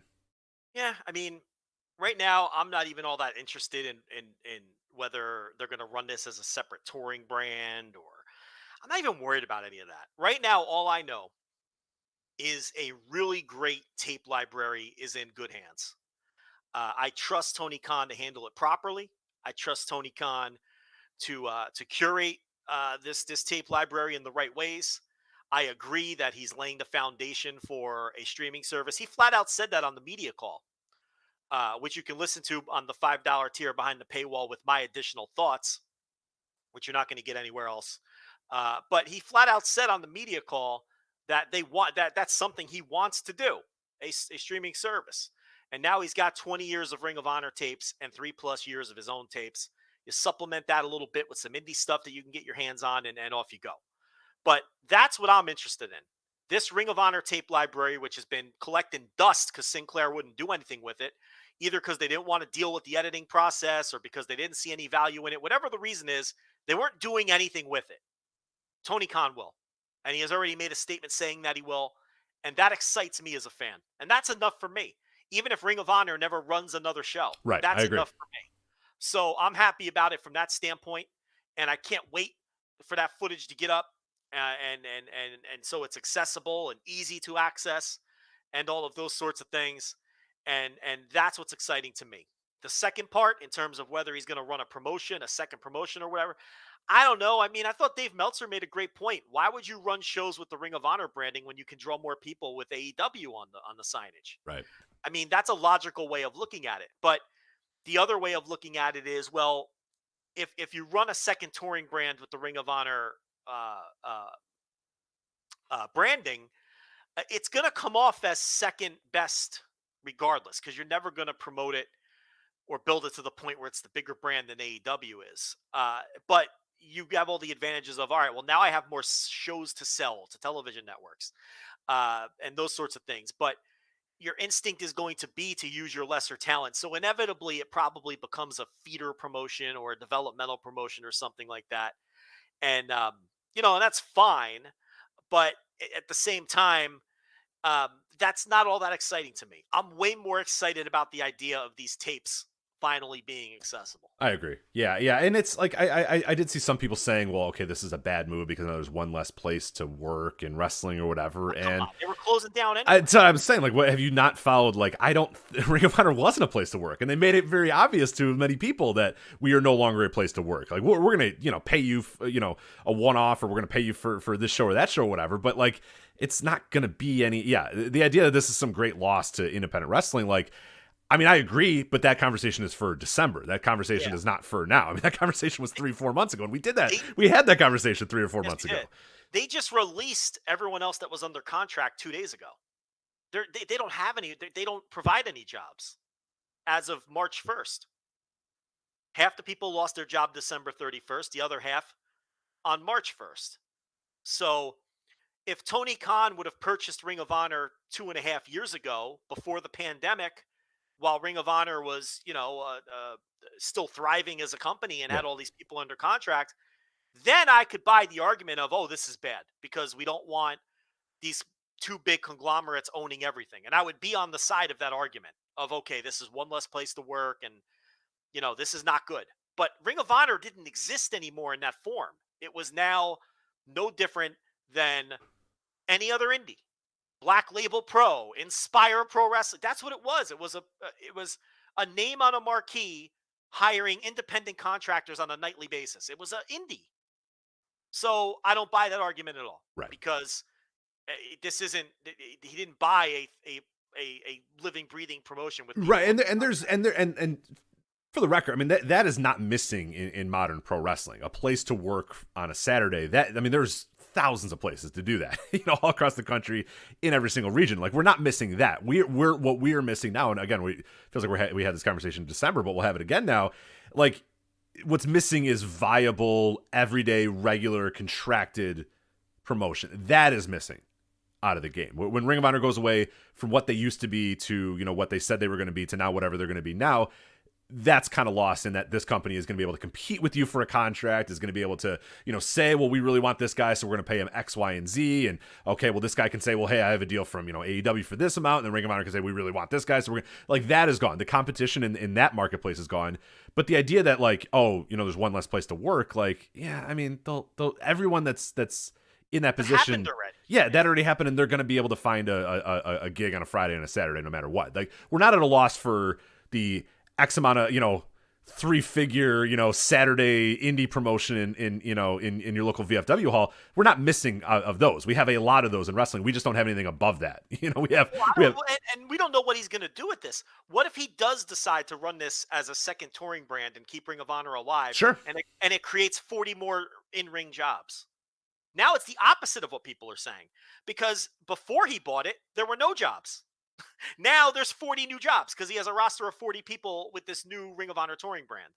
So I don't buy that. Or feels that he could hire more people to AEW proper so that he could spread them out among the 3 shows or whatever. So either way, it's 40 new jobs. If you're saying it's a roster of, or however many people you want to say are on the roster. Either way, now that's creating contracted jobs, whereas there were 0 as of 2 days ago. The comparison I made was, this is very similar to me of when WWE bought the assets of ECW. I wasn't mad about that because ECW was dead. And that meant that ECW's tapes were going to be far more accessible than they would have been if WWE didn't buy the assets of ECW. Now you can go on WWE Network and basically the entire history of ECW minus the fan cams are right there at your fingertips. And that's a good thing if you want to watch that stuff. This is the same to me because Ring of Honor was essentially dead. Tony Khan bought the tapes, and now all that stuff's going to be accessible. It's in the best hands it could possibly be in. Yeah, because there's a lot of places these tapes could have gone that would not be, would be much less advantageous to us, where we do think that. Look at WWE Network. I just gave him credit for how they handled the ECW tapes, right? Because they're all there. Every hardcore TV going back to 1993, every ECW on TNN, every pay-per-view, even some of the house shows before there was pay-per-view. But look how poorly they've handled their other libraries. There's like almost no AWA up. There's barely any Smoky Mountain up. And if WWE would have gotten their hands on this, and allegedly they did make an offer to try to buy Ring of Honor, who knows if we ever would have got the tapes up? I know Tony Khan is going to get those tapes up. Right. I'd rather he get them. Well, look at Evolve. I mean, how many Evolve shows are up there? Yeah, they were starting to put those up, and then everything changed with Nick Khan, and they stopped. That's another good example. So really ECW is the only one they handled well. It's probably because they think that there was money in ECW, and there isn't money in any. They probably think nobody cares about Smoky Mountain and AWA and Evolve, whereas they know they made money on the ECW name, so they made sure to do the work and scrub those tapes and get rid of the licensed music and get those up. That's probably what it comes down to with that scenario. Who knows what they would have done with the Ring of Honor tapes? Would we have gotten a half a dozen episodes like we got with Smoky Mountain, a half a dozen Ring of Honor shows, or would we have gotten the whole library like like ECW? I don't know, but I tend to think we would have gotten the former and not the latter. Yeah, I think we're in a better spot given what happened with it. So plus, Khan might try to run this as a promotion. I mean, he might. I don't know how much money he spent. I mean, you got the same press release I got. He bought the trademarks. He bought the tapes. He bought video and production equipment. He bought. He basically got everything. So,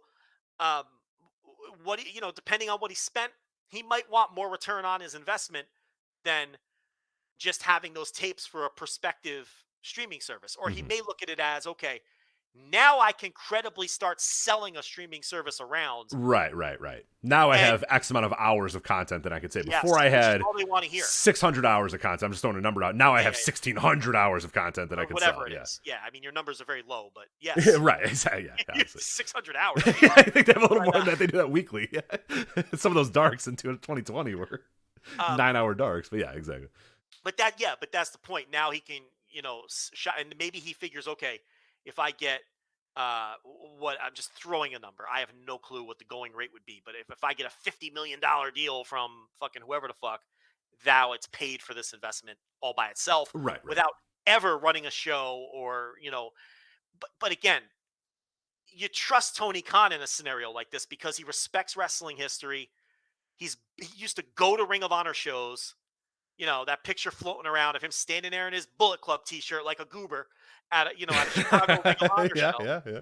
Probably with Craich 2 rows I back. was going to say, I was probably right next to him. So he's going to curate it and take care of it well. And I trust him to do that. Anything else to me is gravy. So I'm not really concerned with any. I'm happy about the tapes being in the right hands. That's what I'm happy about. And it's good that WWE owns 90% of wrestling history and not 100%. That's a good thing too. It's good to see someone else get some tapes, and it's a good set of tapes to have. And I think. Go ahead. What's cool is that, like I said, I mean, it is the spiritual successor in a lot of ways, and in some ways, the actual literal successor of AEW as well. So, just from that standpoint, too, of being a wrestling nerd, it probably feels pretty cool to say, hey, wait, I have the whole history of my company now at my. It's all here. It's at my disposal, and I can fully now tell the story of my company with All In, and then also just in general, the building blocks of that company. I mean, there was a lot of obviously factors that went into it, but Ring of Honor more than any other company, I would say, was important to AEW existing, as it was. So yeah, it's cool to kind of have that now and be able to tell that story. Hey, speaking of dopey wrestling media, how about our good pal Louis Dangoor suggesting that William Regal and Samoa Joe should run Ring of Honor?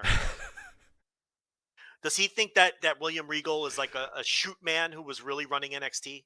Does he think that? The best part. So Samoa Joe wasn't even just like he wasn't like the general manager, quote unquote. Wasn't he just like the muscle for the general manager? Yes. So and it wasn't. God. Louis, we have fun. Joe, I can't. We have fun with Louis, but it really wasn't just Louis. I saw other people tweeting, "Oh, they need to hire William Regal and Samoa Joe to run Ring of Honor." What makes you think that those two men are qualified to run a wrestling promotion? They're not shoot men. They're work men. You know what I mean? Like, they're worked men. They're fake men. Like, Samoa Joe is a fucking character. Yeah, William Regal wasn't sitting there over the booking sheet going, "Oh man." William Regal doesn't exist. He's a fictional character. Darren Matthews. Yeah. Tony Khan is on the phone. Hey, listen, I want you to run a wrestling promotion. I just spent fucking whatever he's 20 million, whatever he spent on it. You're running this now because you were the on-screen general manager. General manager of NXT. Can you handle that? Yeah. I know Brad Maddox was once the general manager of Raw, and that's a big show. That had like 3 million people watching at that time. So he's a great guy to call as well. Give Sonya Deville a call. See if you can poach her. See if you can poach Sonya Deville. Right. Hair up, square up, right? She doesn't take any guff. Call up Sonya Deville. See if you see when her contract's up. See if WWE will reveal who that anonymous general manager was. I mean, he ran Raw for like 2 years. Yeah. That anonymous GM. So hey, what's Teddy Long up to? That's true. He can make some tag matches. Yeah. Yeah. Yeah. Now you have to face the Undertaker, player. Like, get him out there. Right? He has experience. He ran SmackDown for like 8 years. Yeah. Get him out there. That's before Louis. That's before Louis' time, though. Yeah. I don't think Louis was born when Teddy Long was. Yeah, unfortunately, to age ourselves, I don't think he was born, or if he was like 3. So, Unbelievable, though, right? Like, what are we doing? That guy gets paid by someone to cover wrestling. That's what I'm talking about here. Hire William Regal. Jeez. Hire Darren, man. Hey, Darren, how's it going, pal? Can you run NXT? Good God. Run ROH. Oh, man.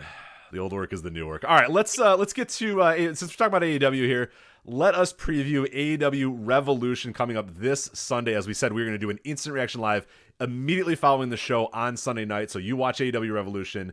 I should note, if you're not in the United States and you're going to watch it on Fight, I would highly recommend using our link voicesofwrestling.com/fight. To order that show. It'll help us out tremendously. So if you are non-US, because it is not available in the US, or if you have a VPN, I guess, voicesofwrestling.com/fight if you're going to order the show on Fight TV. But we are immediately following the show.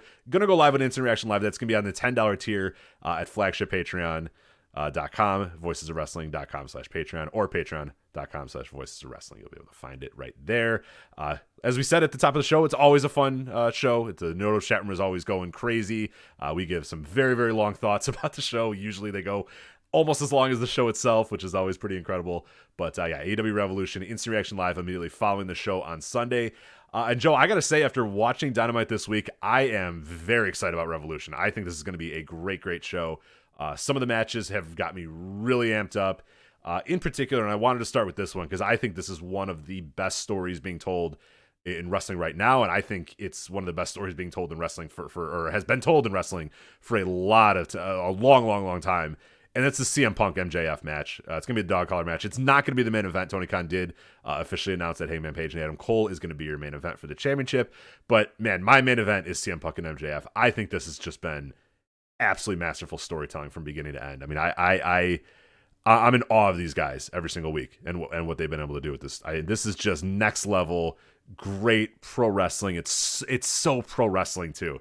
It's pro wrestling 101, right down to, the dog collar match. You have Punk coming out with a white t-shirt on Dynamite and MJF's in a white suit, and you're like, oh, we know what's going to happen. And then it happened. You know what I mean? They didn't outsmart you. Of course CM Punk's busted open and bloody and bleeding all over his shirt, and MJF's got his blood all over his suit. It's just, the promos have been great. The build has been great. The dog collar stipulation is great. I mean, I just absolutely love this story. This is nothing has hit me in wrestling like this in quite some time. I mean, I'm in love with this story. I had you on mute for a second. I had TLB come up here I asked for a drink, and I really wish it wasn't on mute because it would have been great content. She came up here with 2 options, Rich. She gave me an option. She brought up a Coke Z, of course. You expect that, right? You expect a Coke Z to be one of the 2 options that I'm offered for my parched throat. The other was a pomegranate water. Ooh, okay. A pomegranate water. Do I look like a man? I would say I'll take that, but I don't know if you will. That wants to satisfy his thirst with a pomegranate vitamin water. Those are good. Those are really good. I'm not drinking pomegranate water. I mean, geez. So I took the Coke Z and I told her to hit the bricks with the pomegranate water. So she skedaddled out of here. But yeah, I agree. In utter shame. Utter shame for even suggesting. Yeah, well, she learned her lesson. She sees who wears the pants around this house with your pomegranate water. But I said the same thing behind the paywall as you just said. it's to me, if the match lands, and I don't even think it's a question, because when you're talking about MJF and CM Punk, these are two students of the game.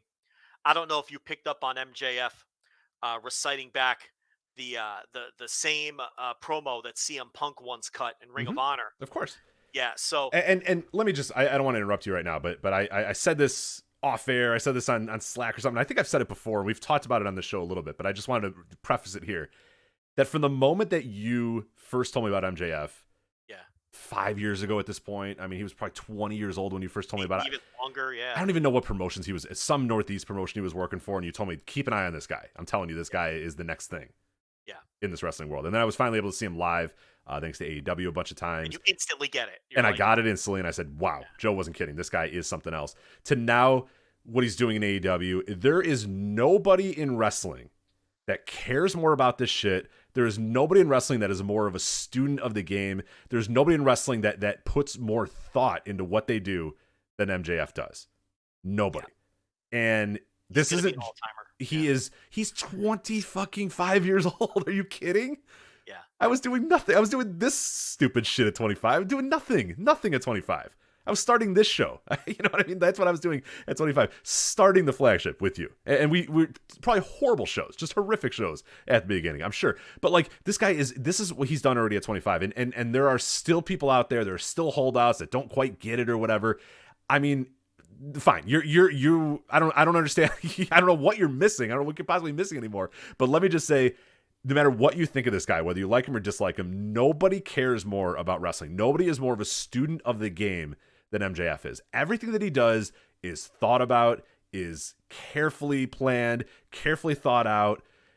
It's just, and in a good way too, and not in a way where like he can't deviate from that, but the idea that like, well, hey, we're going to cut this promo, but what I'm going to bring up is going to be in a reference to this, a reference to that or whatever, and you might not get it. Like you said, probably 75% of the people that were listening to that promo, probably 90% of the people that were at Daly's Place that week, last week, had no idea that the promo was in reference to CM Punk's Ring of Honor promo. You know what I mean? Nobody. Yeah. But to the people that did care, the 10%, the 15%, the 20%, whatever it is, that did know and did care, it's like, oh my God, it's great. And nothing's lost in that promo. It's still a very good promo if you have no idea what's going on. But if you do know, it's next level. And I think that's what MJF has really, to me, done more than anybody else in wrestling over the last 4, 5, 6 years or whatever. As long as I've been a follower of him and a fan of him, is just, he just cares about everything he does, and everything has purpose, and everything has meaning, and everything has a little bit of a nugget or a reference or a callback or a throw, without being over the top, without being too over the head. It's subtle, and when you get it, you get it.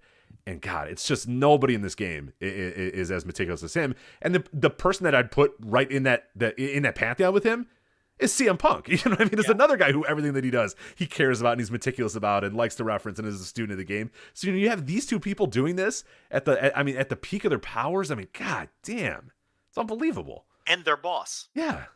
And their boss. Yeah, who also says, oh, great, yeah, do that.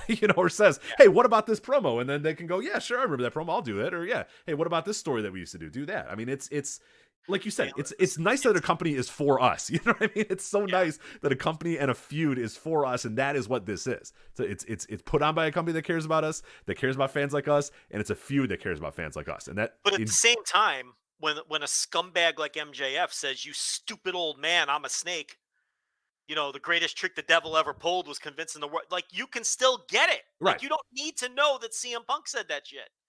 So it works anyway. It's not like it's so inside that you're losing everybody else. You're not. And what was so great about the last 2 weeks was that a lot of people were fooled and worked into thinking, no, that was way too heartfelt by MJF. It was real. None of it was made up. So they're not going to use that for heat. They'll get the heat another way, but there's no way MJF is just using that to sucker. There were some people who bought into that. And I'm not criticizing those people.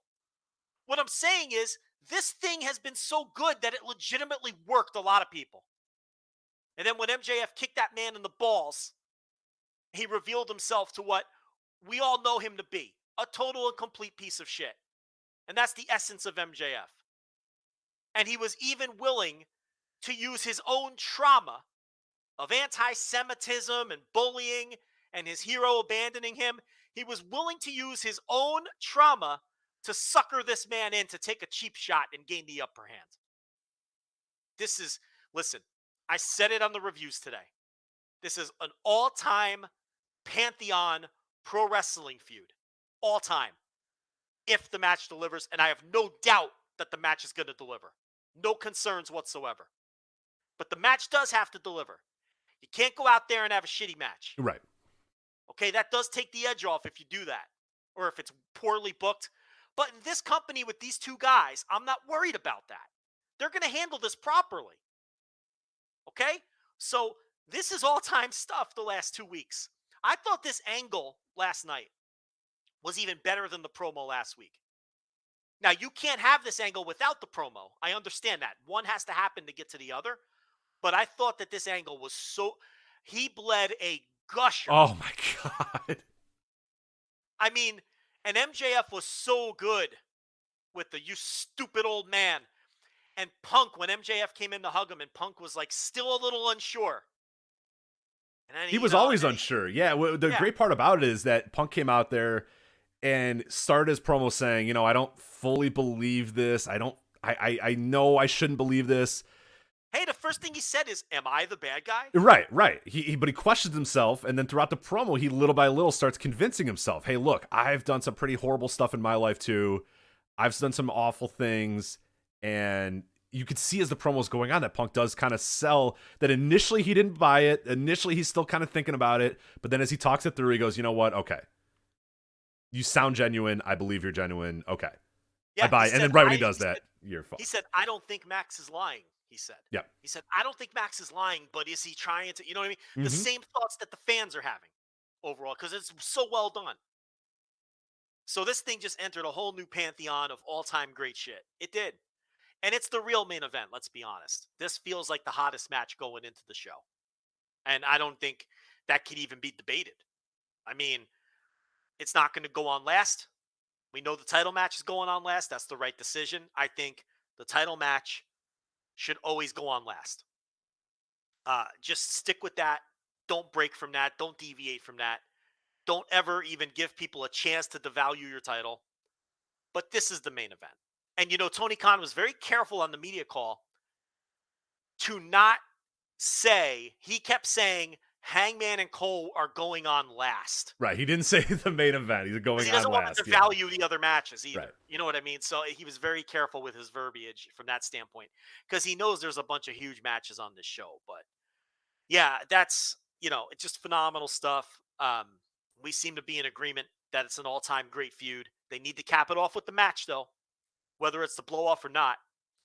And is there ever truly a blow-off in AEW? Because even when they pause things, they still are hanging in the air. Right. Let's say Punk wins the dog collar match. Okay. This isn't like WWE where, next week on Dynamite, everybody gets hit with the Men in Black fucking taser. And now that feud doesn't exist anymore. And now these two guys are just in this same universe, but it's as if they never, no, they're going to hate each other forever. Whether the feud is paused now or blown off for now. This is going to last for as long as either guy's in the company. But, yeah, this is all-time shit. It's very easy to be excited about it. And after last night is, without a doubt, the match I'm looking forward to the most. Yeah, and I don't have a great prediction for this one either, which is weird. Like, I feel like it can go a lot of different ways, which I guess is the hallmark of a really good pro wrestling story. I think CM Punk can very easily win. I think MJF could very easily win as well. I think you can have MJF use, the Dynamite ring to get the win. I think you could just as easily have MJF ask Wardlow for the ring, and Wardlow doesn't give it to him.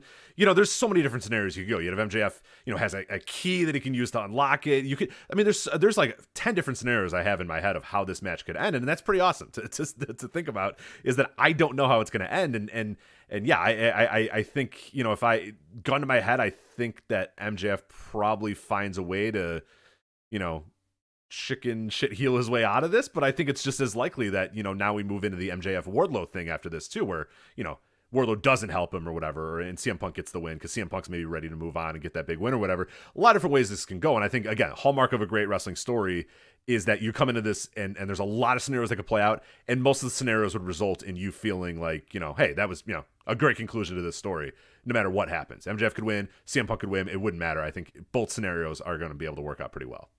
What about the Wardlaw finally talking back last night? And that's what got me. And again, like, I hate to say it because we've been saying it for 2 freaking years now, but like, it's one of those things where you're like, I don't know. Okay, this, Wardlow finally kind of snapped at him. Yeah, he kind of snapped at him and said, hey, I'm helping you. The reason I keep doing this is because I'm worried about you. So yeah, I was like, oh, okay, getting a little saucy, getting a little spicy. So we're getting closer. But yeah, the fact that the thing that's forgotten in that segment is MJF told him he can keep the title shot if he wins. I mean, that could end up being pretty big, if he does win. And, because the idea was he would have to give the title shot to MJF. Right, MJF, right. You can keep it, but I don't think you're going to win anyway, and that's what made him go off. So, keep an eye on that. That's a factor too. And that's obviously been just a tremendous long-term story. Look, I know we shouldn't waste a single second on this, but who are these people who say AEW doesn't tell stories? Who are these people? Dopes. Just absolute dopes. Do you think they mean it, or do you think... I think that they don't tell World Wrestling Entertainment stories, and thus those people don't think they tell stories. Because it's not the storytelling they're accustomed to. Right. There's a whole generation of people that have only grown up with this type Get in the ring, grab a mic. Right. Contract signing, people, yeah. So you think that they just don't understand the stories being told because they're not always extremely linear, or you don't get 9,000. But no, they're just dopes. No, they're just dopes. Because how do you not tell this story? Like, if you consume any other thing ever, like, how do you not? No. Well, see, they're just dopes. They're dopes. Well, Never mind. Thing. I'm not talking about the trolls or the Twitter ads. No, I know. Yeah, those people are completely out of sight, out of mind. I don't care. Forget them. I'm talking about like people in media who say it because they do. Like, oh, AEW needs to tell more stories. They're not great at their storytelling. They don't tell any like what? What are you watching the same show? What are we doing? Like, they've been telling this Wardlow story for 3 years. 3 years, Rich. But I guess if you're not getting video packages every week and the Wardlaw standing there with a mic reciting everything that happened last week, even though we all watched already, and then Wardlaw saying, take a look at this, and then it plays again on the video. Right. Like, maybe because it's not putting that MJF's face on weird things. Yeah. Yeah. So maybe the answer is just that these people are stupid. Yes. Is that the answer? I think that is the answer. Let's go with that. Let's do that. Okay. All right, let's go to the whole show too. I just wanted to talk about CM Punk and MJF at the beginning here, but let's run down the entire show here. 2 pretty interesting pre-show matches. I think I have to watch the pre-show because you got Hook versus your boy QT Marshall. That's a big time. They are making sure that this is a Rich Kraetsch offer match here. They are making sure that I watch the pre-show by putting Hook and QT Marshall on there, and I got to watch the pre-show, Joe. I can't miss this. Listen, I see people complaining like, QT Marshall. It's a pre-show match, and it's Hook, and if you're paying attention to Rampage, they're feuding. Yeah. What's the problem? Dopes is the problem. Hook's going to beat him in 40 seconds. Yeah, exactly. Marshall's going to go out there. He's going to flex. He's going to act like he's a tough guy. Hook's going to throw, 2 fucking arm bars on him and then do a hip toss, put an arm bar on, and he's going to tap him in 10 seconds. Yeah. And it's going to be cool as fuck. Yeah, it's going to rule. He threw Aaron Solo at him, and he beat him. He threw the other guy who he called his top student, I forget the name they gave him, at Hook, and Hook beat him. And now he gets to face the fucking sensei, right? This is the cap off the feud because he's been coming at Hook for months. Again, this company doesn't tell stories, right? They've been telling this story for months. Like, this has been Hook's through line the whole time. Like, QT Marshall is annoyed at the attention he gets and how he appreciated for helping to train him. And now they're having a match. And it's going to rule. It's going to be cool as hell. It's going to be 30 seconds. So, yeah, I'm all about this. Also on the pre-show, Chris Statlander versus legit Layla Hirsch. They've been doing a little bit of build for this one. I mean, it's again, they don't tell stories, but I think they've been telling an interesting story with this. And yeah, it makes the pre-show is it's not a skippable pre-show. There are two things that have some sort of stories and some sort of backbone to them on this pre-show, and Statlander and Hirsch right there with Hook and Marshall as well, in terms of, you know, a match that has been, you know, it's not just thrown on there to throw on there. There's a purpose behind it. I've been critical of this storyline, but it has been a storyline. This isn't just a random match with two people. Right. They were teaming in trios matches with Red Velvet, and they just couldn't get along. Finally, it came to a head, and they broke up. And my whole problem all along was twofold. Number one, why were Statlander and Red Velvet still putting up with this person when she was being a pain in the balls in every match? They should have just stopped teaming with her long before that. So it's the kind of logic gap you don't typically get in AEW. So that bothered me. The other thing that bothers me about this is I feel like this is a YouTube level feud. I feel like if you do Layla Hirsch, Chris Statlander on the YouTube shows, I don't have any problem with it.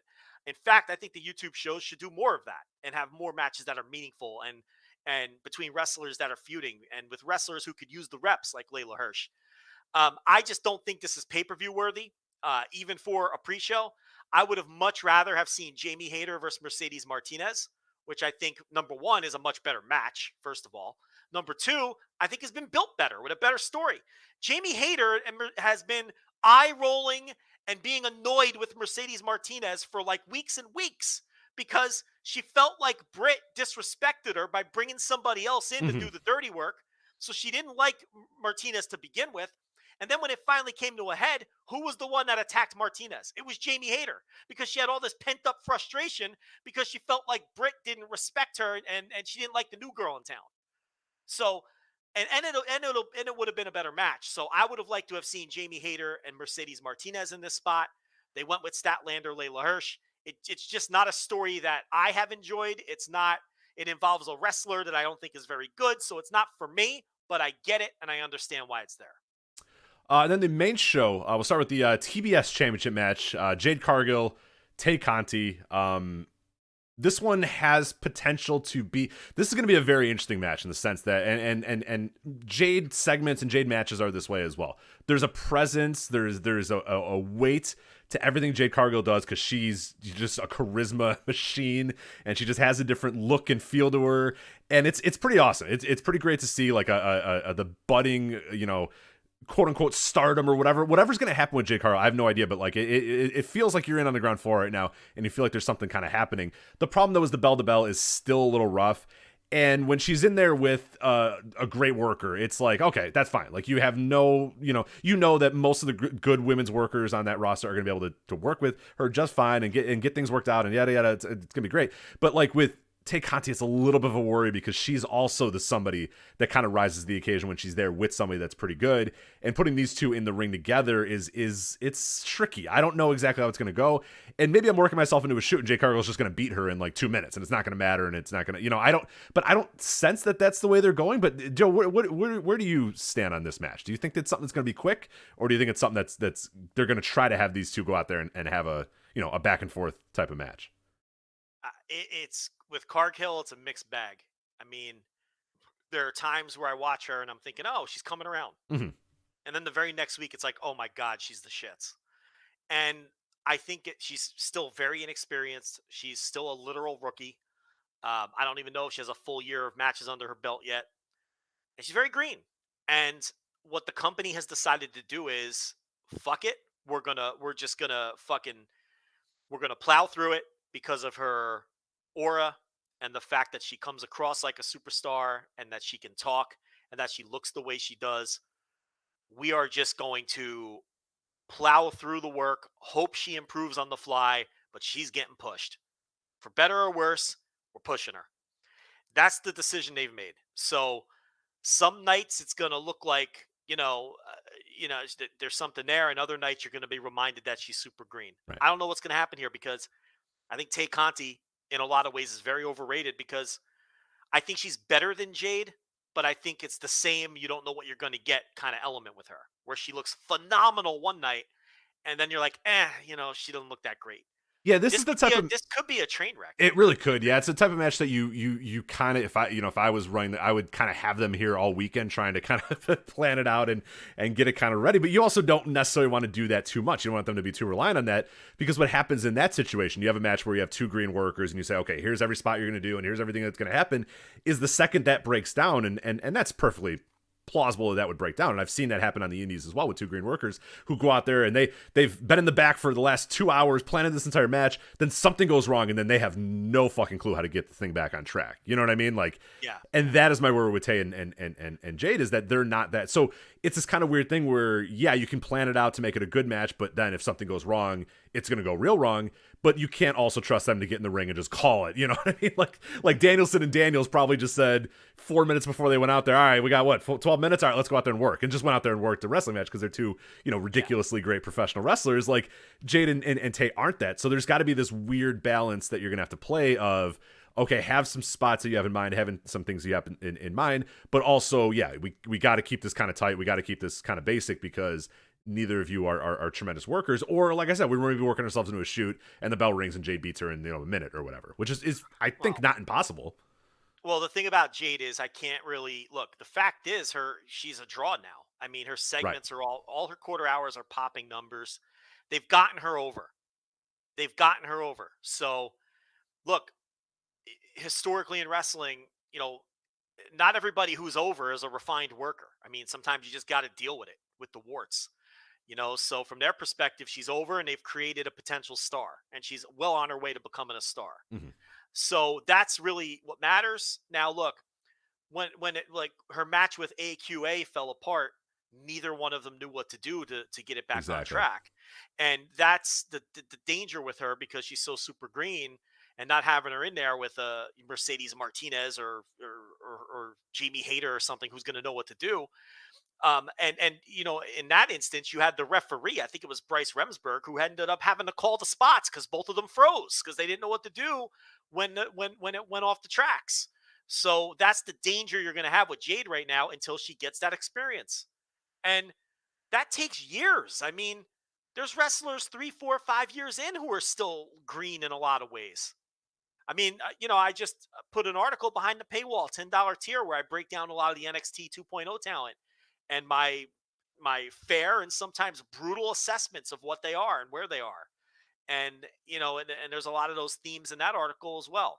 That's getting good reviews, by the way. $10 tier if people want to read that.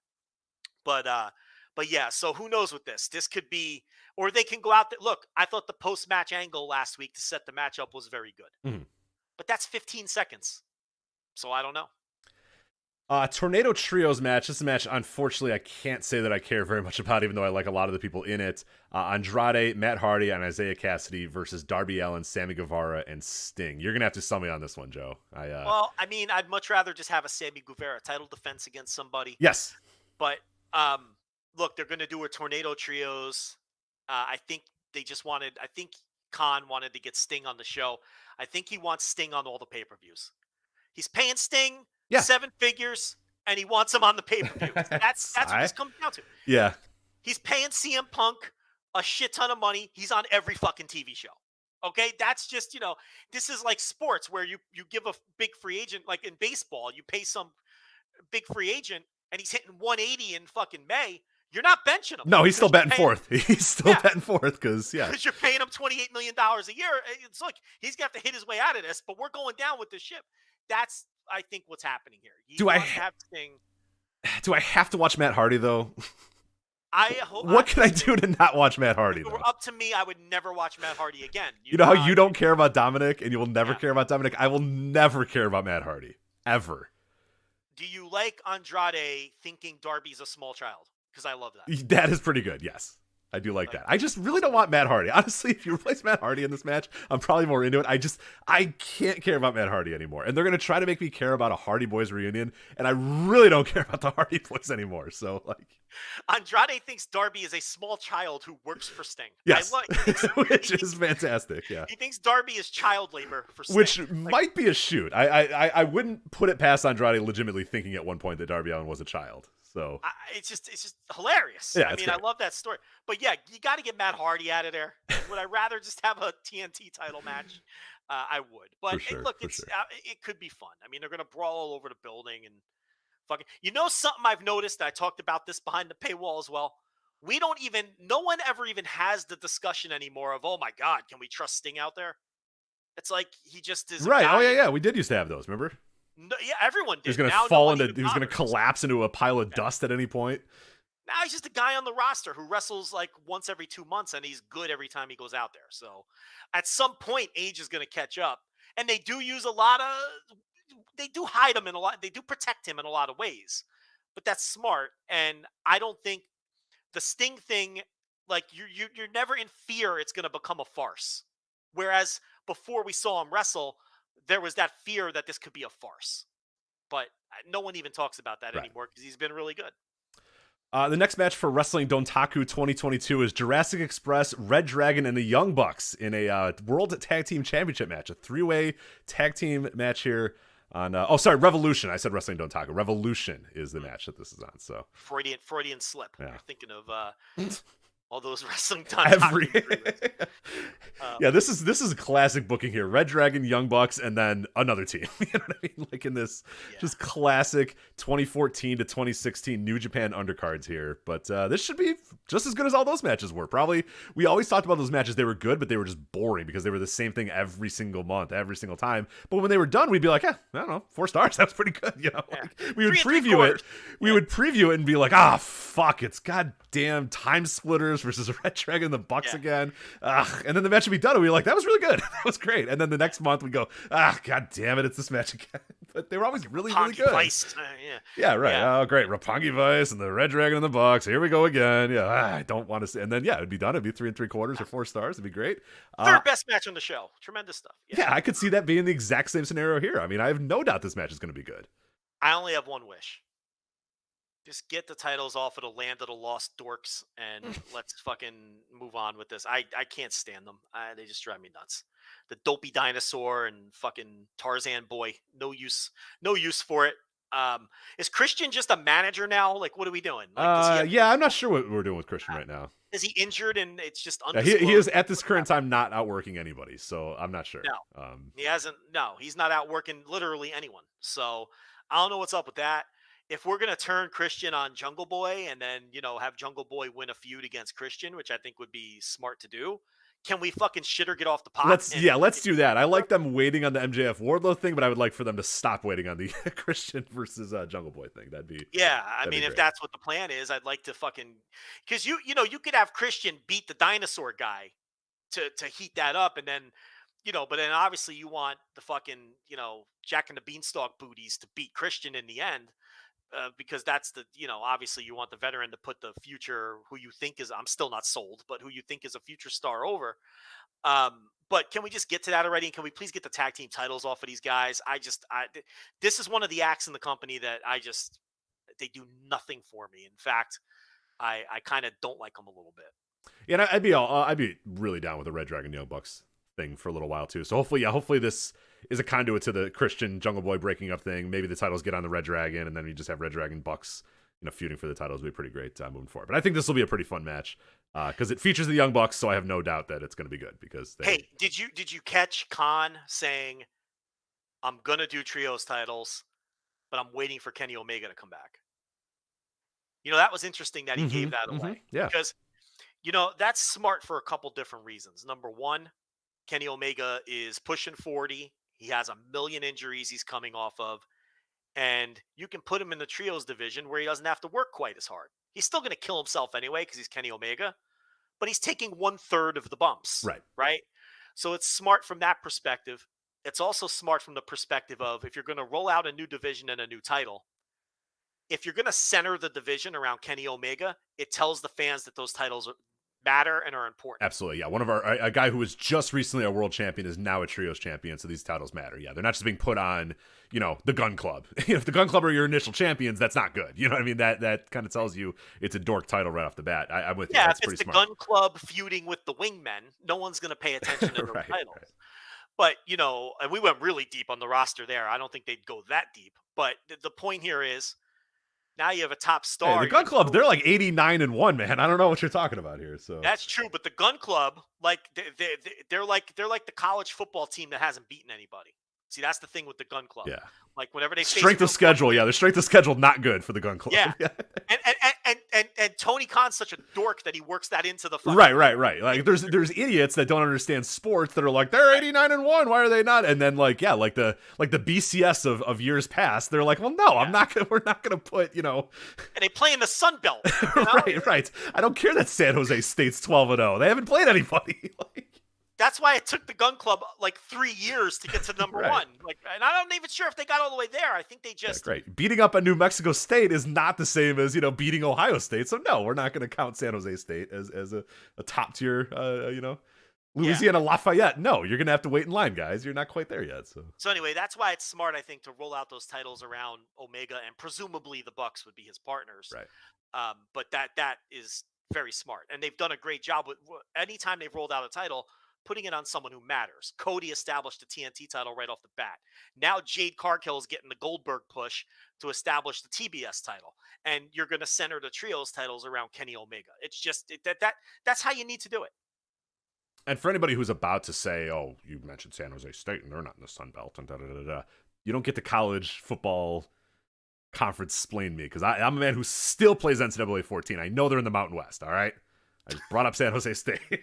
I did bring up a Sun Belt team in Louisiana Lafayette, though, so there you go. New Mexico State was in the Sun Belt for a while. Were they in the Sun Belt, or I forget where they were? They bounced all over the place. While. I think when Hal Mumm was the coach. Oh, God. Yeah, so. I was in an NCAA whatever year online league that was a Sun Belt league, and New Mexico State was my team. Hell yeah. I think I was in that league with you. Yeah, we used to do the break off of that league that I think you and I were both in was we did a 1-star thing where you had to stick with like a 1-star. I forget what our rules were, but it didn't necessarily have to be a Sun Belt, but you had to be a 1-star team.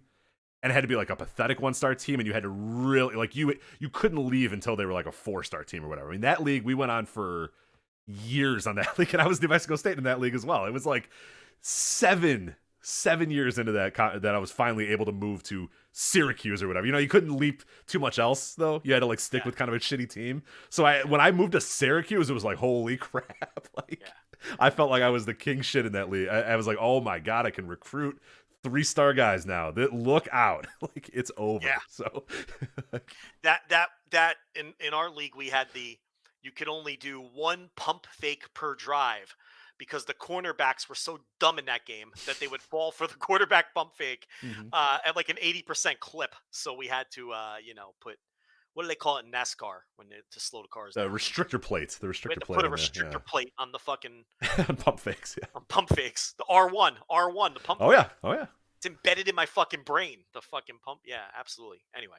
All right, let's get to Jon Moxley, Bryan Danielson, another feud that I absolutely just fucking love in the simplicity of it. It's just 2 professional wrestlers.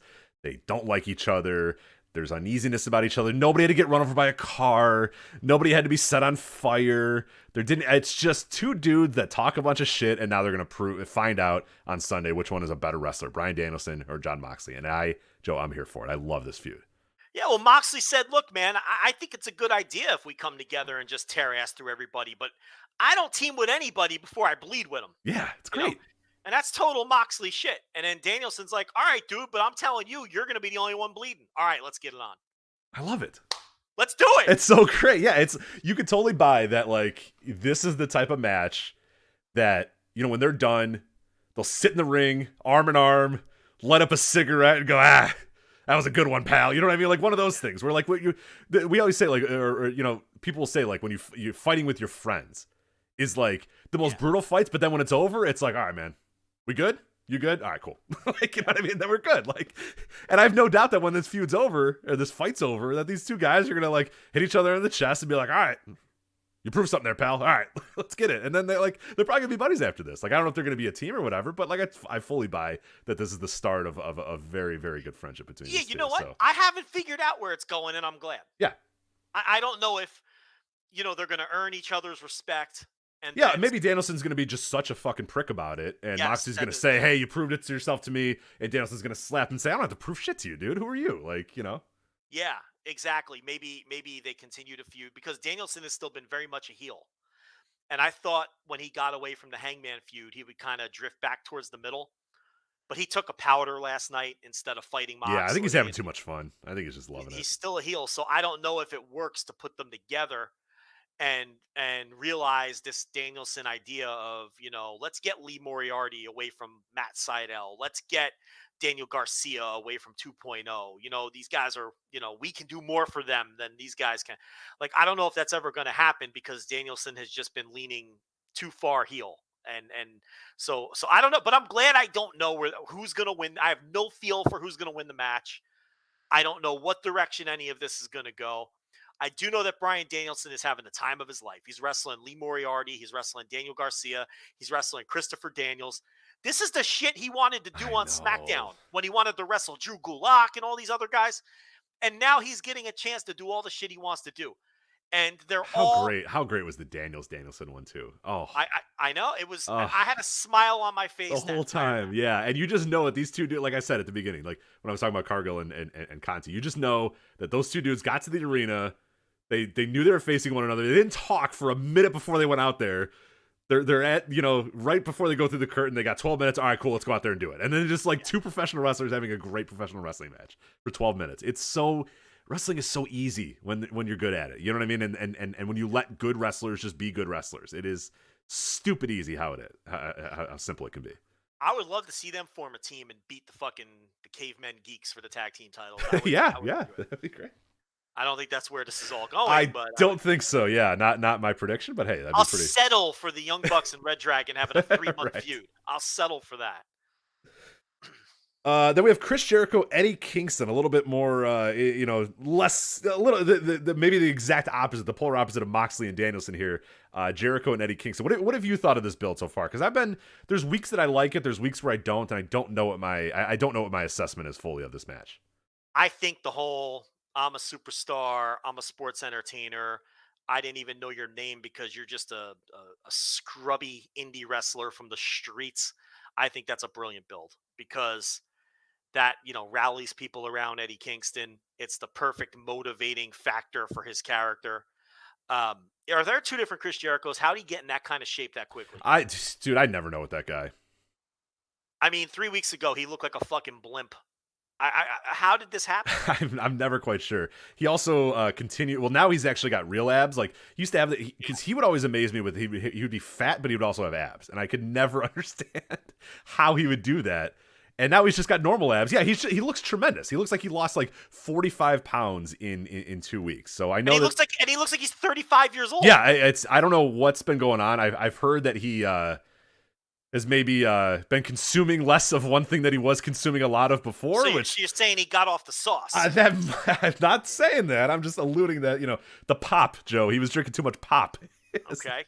And I think that he's drinking less pop now, and he switched to pomegranate water. Right, he switched to pomegranate vitamin water, and it appears to be doing wonders to his. I mean, shit. Look at Jon Moxley, man. I mean that's another guy too that like I didn't even quite notice how he was looking for a while, but like one time I was watching Dynamite, and the nurse walks in and goes, "Holy shit, what happened to Jon Moxley?" And I was like, I don't know. Just had a kid, he's a little stressed out or whatever. And she goes, "No, he looks like awful." And I was like, "Yeah, he looks fine, whatever." A little puffy. Yeah, and then I was like, he just had a kid. He's whatever. And then when he came back, she was watching. You go, "See, that's how he's supposed to look." And I was like, "Well, yeah, now I think I know why you thought he looked so terrible now." But like, yeah, him and I don't know if that's the same thing Jericho's doing, but yeah, he looks great. He looks tremendous. So whatever he's doing, keep it up. Yeah, no, he and I'm sure it's gonna help his performance. Oh, absolutely. Yeah. You got to be a little terrified when Stay Puffed Marshmallow Man Jericho era was like, thinking of doing lion salts. It's like, hey, listen, buddy, that might not be the best idea at the current condition you're in, but I feel like he could do everything again now. He looks great. No, he looks tremendous. Yeah. But the build, I think, is a smart build, and he had the uneasy fist bump with Proud and Powerful last night, so I think that's going to play into the match at some point. And we'll see. But it's an interesting match. Look, Chris Jericho has become a solid and valuable little mid-carder for this company. It's very obvious he's not going to be a main eventer anymore, nor should he be. He helped you get off the ground. His title reign was much needed and very valuable. La Champion, all that shit. He's an icon of the company forever because of that. But now you've elevated other people, and Chris Jericho is a super valuable mid-card guy to have for feuds like this. And he's another guy who's probably having the time of his life helping a guy like Eddie Kingston get over. So, and all of his quarter hours still pop too. People aren't sick of Jericho. No matter what Twitter tells you, don't listen to Twitter. People are not sick of Chris Jericho because his quarter hours still pop as well. I cover this stuff every week. So, good for him for getting in shape. And this is a nice little mid-card match. Face of the Revolution ladder match: Keith Lee, Orange Cassidy, Powerhouse Hobbs, Ricky Starks, Wardlow, and then one of Christian Cage or Ethan Page. They're deciding that on Friday's Rampage of who will be the last guy in there. So I guess hopefully Christian. Yes. And then otherwise, I don't know. This could go a lot of different ways. I think Wardlow's a very interesting one that could play obviously up, play into CM Punk and MJF. I think giving something to Keith Lee and getting him something to sink his teeth into pretty early would be fun as well. I don't know. There's a lot of different ways this can go, but I think Keith Lee, I would say Hobbs, Wardlow are all, to me, guys that I think could easily win this thing.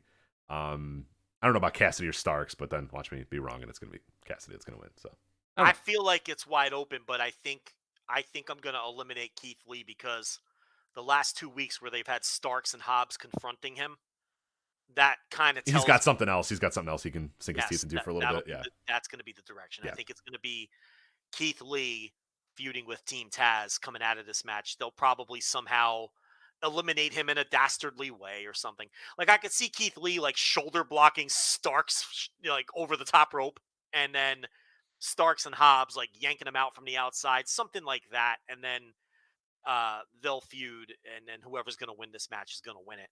I did love a couple weeks ago Starks saying to Hobbs that where Lee said the only guy I'm familiar with is Ricky Starks, and then Starks enters the scene and brings up kind of their Texas history, where he's like, oh, yeah, I am the only guy you're familiar with. We may have crossed paths in another territory. Shout out Inspire Pro. Right? Yeah. Oh man, come on. Pro. I mean, that's good stuff, So it's funny that they kind of weaved, like their Texas indie history into this thing too. So, but yeah, anyway, that's why I kind of throw Lee out. Otherwise, he would have been the favorite. But you never know. I mean, I just don't think that was a throwaway thing where MJF said, go ahead and win it. You can keep it. So, unless that's too obvious. It's good that I can't figure it out. Mm-hmm. A feud and a match that I think is not getting enough love for the build that it's that has led to this. The match that I think is going to be tremendous is AEW Women's World Title here.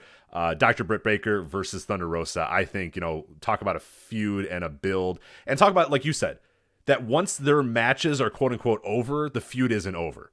In WWE land, these two would have faced each other last year. It would have been over, and then they would move on, and they would never, they would cross paths again, but it'd be a totally different feud. It would not. This is like, you can weave this in and out of the last year and a half or whatever. You can weave this in and out of, the last year. It's something that AEW I think does and makes it.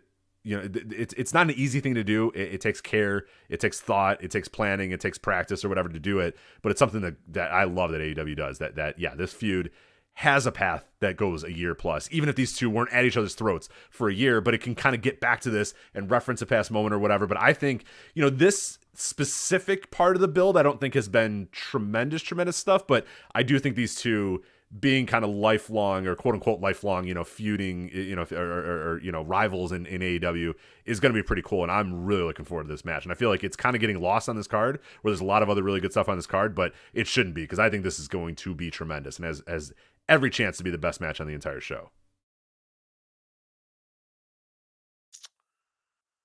I think you summed it up pretty well. I mean, you left me lost for words. What does that tell you? The first. I always have words. Well, then I guess we'll get to the championship here. This will be the quote unquote last match of the night. Hangman Page versus Adam Cole, AEW World Title.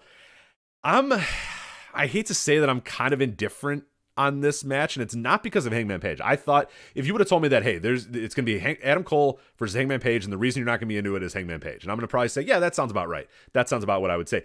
It's not Hangman Page, though. I think his character's been pretty good. I've kind of enjoyed what I've seen from Hangman Page. I don't know if I'm feeling the Adam Cole character. I don't think I'm feeling Adam Cole as a main eventer. I don't think I'm feeling Adam Cole as a guy that has a chance to win the title. And I don't exactly know why. I maybe you can try to reason me through this of why I should care a little bit. I'm just kind of like, I don't know, like give me Punk and MJF, give me Moxley and Danielson, give me Baker and Rosa, give me all this other stuff on this card, but I have just not that much. I don't know. I'm just not that interested in this match. It's not a hot match. But I think Hangman Page is doing the best work of his life right now. And I think that Adam Cole is a guy who, we say this all the time, in a big spot always delivers a big time match. So I think despite the fact that a lot of great stuff is going to precede it, I think these guys are going to deliver in the main event and have a great match that gets over with the crowd. So I'm not worried about that. Oh, yeah, I agree. Do I feel like it's a hot match coming in? I don't. It's not a cold match either. It's just, all right, decent enough build, but I'm not feeling like this is, I mean, I said it at the top. I mean, it's obviously not nearly as hot as Punk and MJF. And this company is deep enough now with such big stars that you got to work to be the hottest thing on the show. You got to work to be the real main event. Right. And that's a good thing. It's not just a situation where, just because it's the title match, by default. No, Hangman Page, he's still kind of finding himself. I've enjoyed his title reign, but he's still kind of finding himself in terms of being a top star. And it's going to take some time, and it may never happen for him to get on the same level as a CM Punk or a Bryan Danielson, and in my opinion, an MJF. I think MJF's ahead of him. Despite the fact that one has the title and one doesn't. And, that's wrestling. That's competitive. That's, earning your spot. That's one guy's hotter than the other. Maybe we should do a title change. Yeah, that's the history of wrestling, the way it's supposed to work. One guy's hotter than the other, they get the spot. And I just don't feel like this is the hottest match on the show. And, I know CM Punk is a tough act to deal with, but that's how it goes, So, but I think it'll be a great match. And I'm not trying to slag off on the Hangman. I love the Bryan Danielson stuff. I love the Lance Archer match. I mean, loved it. And I think that these two guys are going to have a great match. And I've really enjoyed the Hangman Page title reign. I kind of get the sense there's a feeling that I have when it comes to Hangman that this is not going to be his definitive title reign in this company. I feel like he's going to lose this title at some point, and his best and most definitive and most well-remembered run will be the next time he wins the title. Right. It's somewhere down the line. It's going to happen. Yeah. And again, like I said, I think I've been totally fine with Hangman. I think him as champion has been fine with me. I very rarely am a Cole guy. Like with that being said, like I'm positive this match is going to be good. Like Adam Cole always delivers in the ring. I always like his in ring. I'm always at a loss for really caring about an Adam Cole match going in. A lot of times they will make me care, and he will make me care as the match goes on. I mean, one of the best moments I've ever seen of live wrestling was him and Gargano in New York at TakeOver. Going into that match, I didn't give a shit, but I thought he was really good in that match. I thought Gargano was great in the match or whatever. And that's kind of how I've been with Cole for a while. So I can understand that some people might be way into this if you're a big Cole guy, but to me, I don't know. It just hasn't been. And like you said, it's tough because like when you're on the same show as MJF and CM Punk doing like literally one of the best feuds I've seen in the last decades or whatever. Like yeah, it's gonna be hard to kind of follow that up. But like you said, that's kind of the problem with this company. I mean, yeah, fuck it. Environment. Sorry, bad. like yeah, So that's why I said and on a much smaller scale. That's why I feel like Jamie Hayter and Mercedes Martinez earned their way onto this show over Statlander and Hirsch. That's obviously a far different scale, but I think you should earn your way into spots on shows and into spots on the actual shows and to spots on the roster as opposed to I'm the booker. This is your preordained destination. and we're just going to get there. And I think a lot of bookers fall into that trap. Yeah. I'm pushing this guy or this person, or I'm doing this thing. Here's my lineup.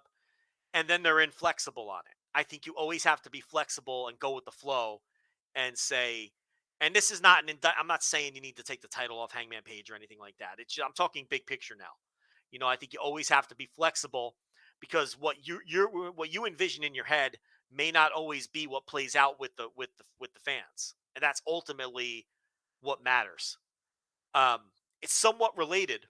I think sometimes with Tony Khan and the way he books, you know, a lot of times people will say that some of the stories don't feel particularly fleshed out, or they jump from point A to point C and they skip point B.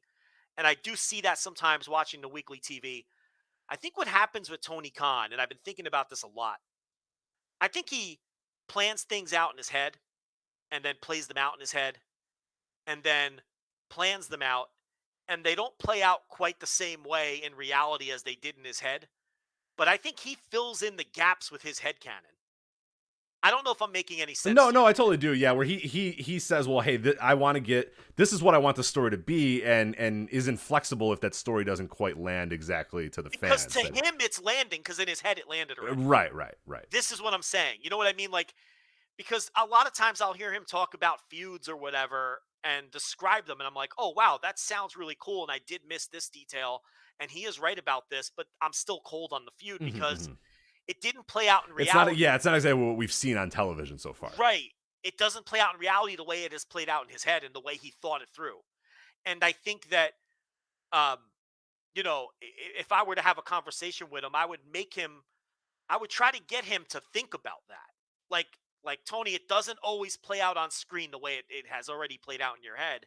And I think sometimes you have to listen to the crowds and listen to the fans. And look, wrestlers are performers, and that they're not always 100%.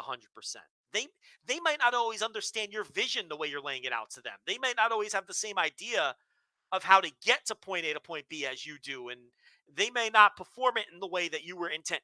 There's a million things that go into this. And I do think sometimes in this company, you see some of the stories are a little scattered and not always as linear as you'd want them to be. And I think that's because Tony has already, and I don't think it's intentional. I think he's just, in his head, it's working because I've already thought it through. Mm-hmm. And we've played it out on TV, and and that's what and everyone understands it because I understand. And I don't think that's always the case. Hopefully that didn't come out like mishmash. I hope people understand the point I'm trying to make.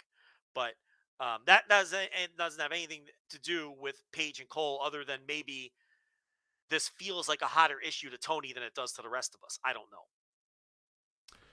So that is AEW Revolution. Again, we will have an instant reaction live immediately following the show on Sunday. So patreon.com/Voices of Wrestling, $10 tier to get on that instant reaction live, AEW Revolution 2022. And again, if you're not in the US and you're going to order this show on Fight, make sure you use the link voicesofwrestling.com/fight to do so. It'll help us out tremendously. All right. Don't you wish that we could break down and analyze and be that excited about WWE? I know, it's insane. It was we really could have legitimately done 3 hours previewing just Revolution alone if we needed to. And I can't muster up a single ounce of enthusiasm to think about WWE at all. To think about WrestleMania. My preview of WrestleMania is we literally could do 20 minutes and be done. Yeah. It's just disposable, shallow junk that you can't get into. And I was thinking about this the other day. I know that you have already been here, but I have finally reached a point where I have 0% investment in anything happening in that company whatsoever. And I've never been at zero. They've ceased to exist for me. I mean, I honestly don't even and I'm pretty much there. It's only for this job that I pay any attention to it. I am at absolute zero for the first time ever, because there was always at least something. Oh, NXT is good.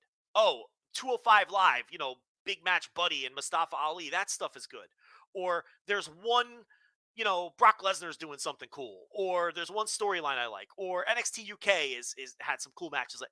I am at absolute firm zero when it comes to any enthusiasm or interest in WWE. I have finally got to where you have been, and I can't muster any enthusiasm whatsoever for anything that's happening in that company at all. And the worst part is going back is going to be very difficult. It might never happen. You know what I mean? Like it might take a lot of things for it to go back. But yeah, it is the completely out of sight, out of mind for me right now. It complete, like you said, like we haven't even talked about WrestleMania or ticket sales or anything like that. And it's like, all right, yeah, I guess we could if we need to. We don't need to. You know what I mean? Like we will eventually, I'm sure.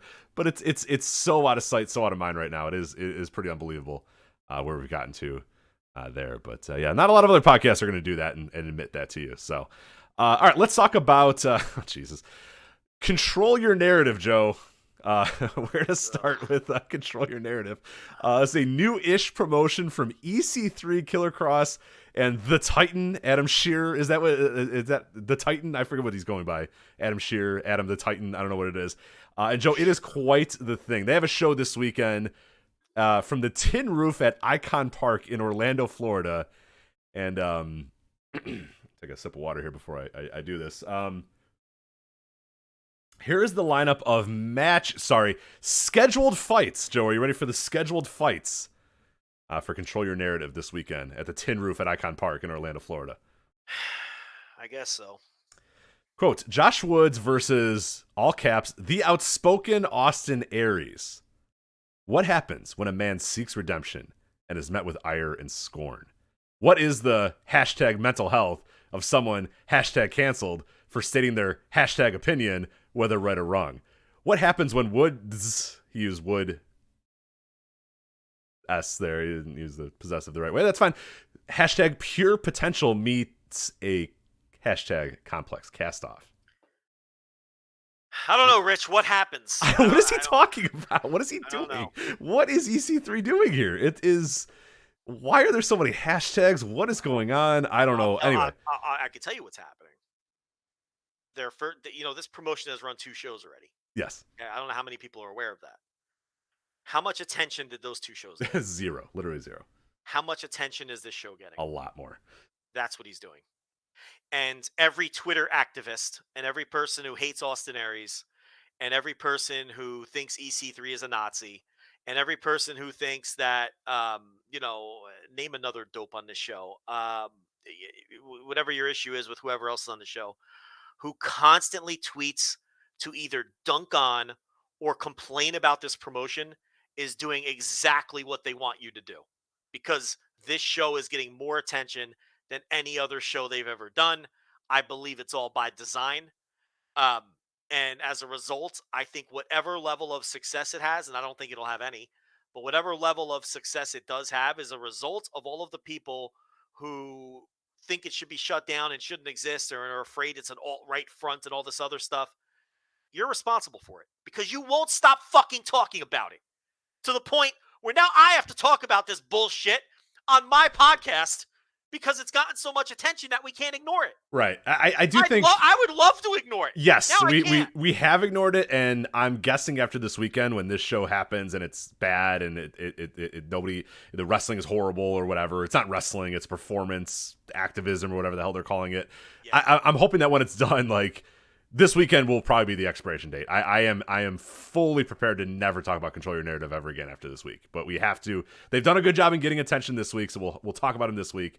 And ideally next week we will never talk about them ever again. A bunch of fools. EC3 is pulling the strings, baby.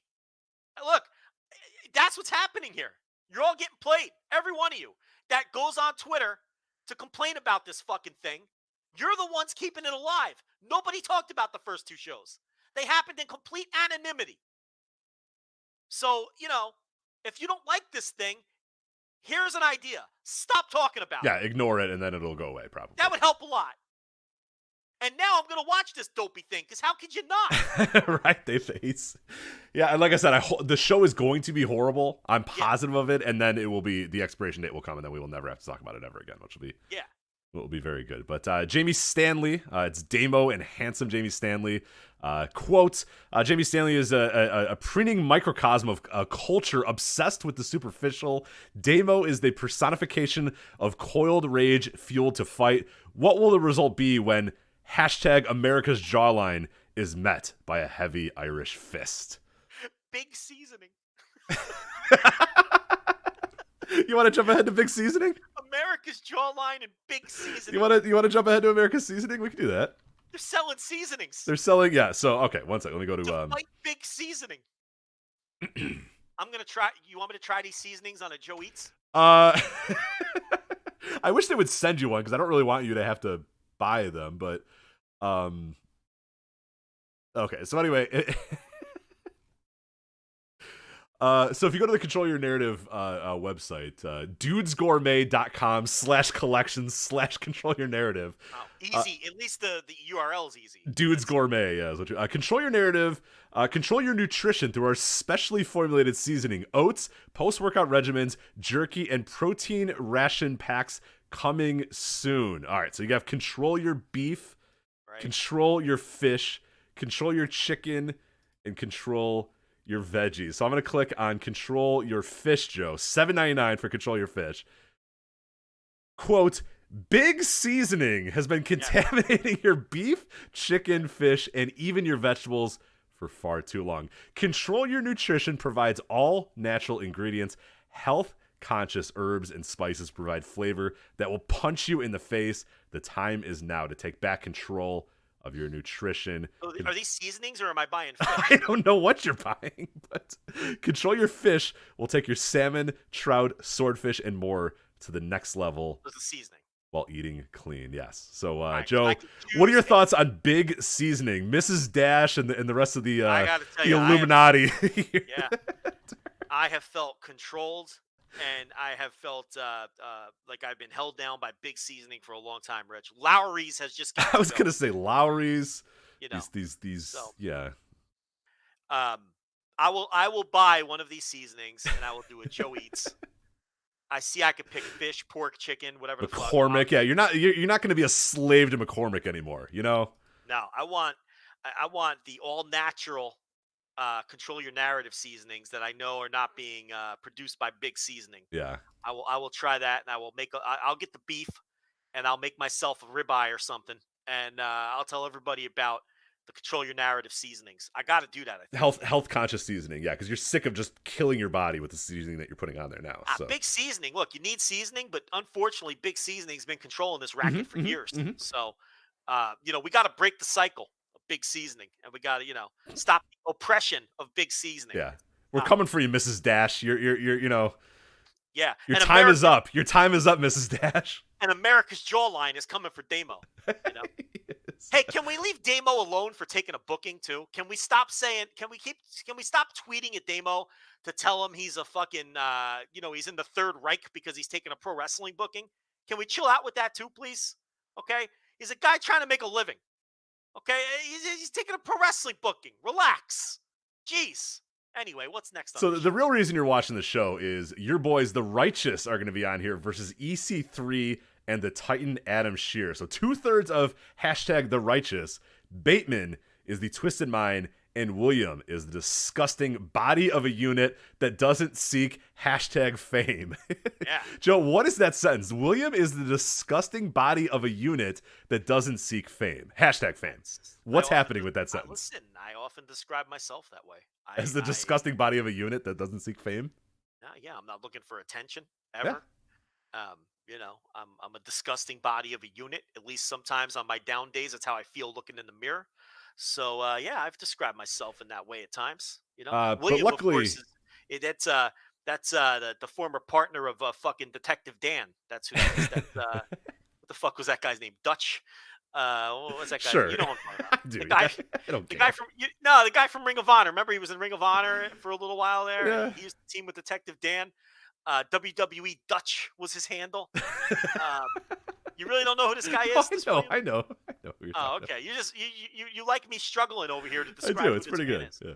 All right. Dutch Mantel. Remember that these guys kidnapped a bunch of Ring of Honor young boys on the final Ring of Honor show too, and presumably have kidnapped them and are holding them hostage in this. Yeah, they've either murdered them or they're still holding them hostage, and they will appear at the show. So yeah. Oh, by the way, they don't seek #fame. They seek #infamy. Right. And Canon hashtag essential character take another step to see a vision through? Can Sheer continue his journey to hashtag rise above his past and become the hashtag Titan he is supposed to be? How much are they charging for the rant room? Let's get into the rant room here, because there is so much more here. We have quote. All right, clear my throat here. In the hashtag rant room, you have 3 minutes to yell and scream and berate your least favorite wrestler with 0 consequences in all caps. They will sit there and take it. Lose the keyboard and let it rip. In my quest, Keyboard warriors. Lose the keyboard and let it rip, Joe. We should do this. If we could get money, I gotta find out how much money they're gonna make here. How are we not doing this? I know. There'd be people lined up around the block to yell at me. To yell at you, yeah. Yeah, I'll take their money. I will. No one's gonna want to yell at me, and then I'll just port them right to you, and it'll be fantastic. You'll launder the money like you always do. Yeah, of course. You'll skip off to Iceland. Yeah, I just want to watch the money, and then it's all yours afterwards. So yeah. In my quest for wrestlers and fans, that was all caps, to have the freedom to speak their truth to the CYN hashtag rant room is a tool for the development of opinionated people to have the hashtag courage to say what they feel to someone's face. I mean, it's a great idea. Are they charging like $20? I don't know what they're charging. I don't know how much the rent room costs, but we got to undercut them. Are they really going to work people who hate Austin Aries enough to, number one, buy a ticket, and then number two, buy the right to get into a booth with him and shout at him about vaccines? Like, are they going to work people hard enough that they're going to do that? They very well might. Yeah, I don't know. Like, does somebody hate Austin Aries enough to spend $40? I'm gonna pay $40 to call him short. That'll show it. Yeah, and then $40 for a ticket, and then $20 to yell at him to tell him he's wrong about vaccines and make a short joke. Like, are they gonna work people to do that? I'm fascinated by this. Because as big of a dick as Austin Aries is, and make no mistake, he's like one of the biggest dicks. Like, that I can't kill him. Yeah, he's gonna come home with he's gonna be a dick that's $1,000 richer after Saturday. So yeah, I mean that's phenomenal. I mean, there's a whole industry of people who like calling Austin Aries short. If he can get people to pay him to call him short, I mean, that's a win. I mean, there's got to be a couple dorks on Twitter who are willing to pay Austin Aries to call him short and make fun of his promise ring, right? That has to be a real thing. Someone's going to do it. Oh, for sure. Yeah. And then feel real good about themselves and march out of there, but they're going to be $60 lighter. It's absurd. This is so ridiculous. They're working everybody. It's a thing. Yeah, I don't know. Why am I talking about? Like, we have to talk about this Me now. too. Yeah, let's hopefully no longer have to. Again, I promise you the expiration date is coming, and the expiration date is probably Saturday, and we will never have to talk about Control Your Narrative again. But Joe, from the propaganda desk of the essential character comes this, the press release that Pro Wrestling TV, which will launch in April, and hashtag Control Your Narrative have agreed to an exclusive agreement to bring wrestling's, quote, newest brand to its television home. With PWTV, the way professional wrestling is consumed will change forever, states EC3. We're very excited to partner with PWTV to bring the stories, skills, and abilities of a distinct and driven group of talents to the wrestling world. This was the big TV deal. This is the big TV deal, is Pro Wrestling TV. This thing that no one knows what it is. Nobody knows what it is, and they're apparently launting it, and they're a part of launching it. Aren't you glad, though, they didn't get on, like, Be In or something, so we'd have to, like... Yeah, right. It's completely irrelevant to the point where we don't even have to pretend to care about them moving forward, which is great. In addition to continuing to produce full-length cinematic wrestling features. Yeah, so, Joe, when you buy your ticket, you're not watching a wrestling show. You're buying a ticket. You're buying a seat. You're buying the rights to sit in a seat and watch an athletic, propaganda, cinematic wrestling feature performance. Not a wrestling show. That CYN and PWTV will bring a unique perspective of presenting and distributing wrestling to the fans in the form of seasonal television approach. Yes, the first time ever somebody has thought of seasonal television. How? My God. It's so long. Each episode will build the stories of the wrestlers, their conflicts, and their journeys, culminating each season with a live event special.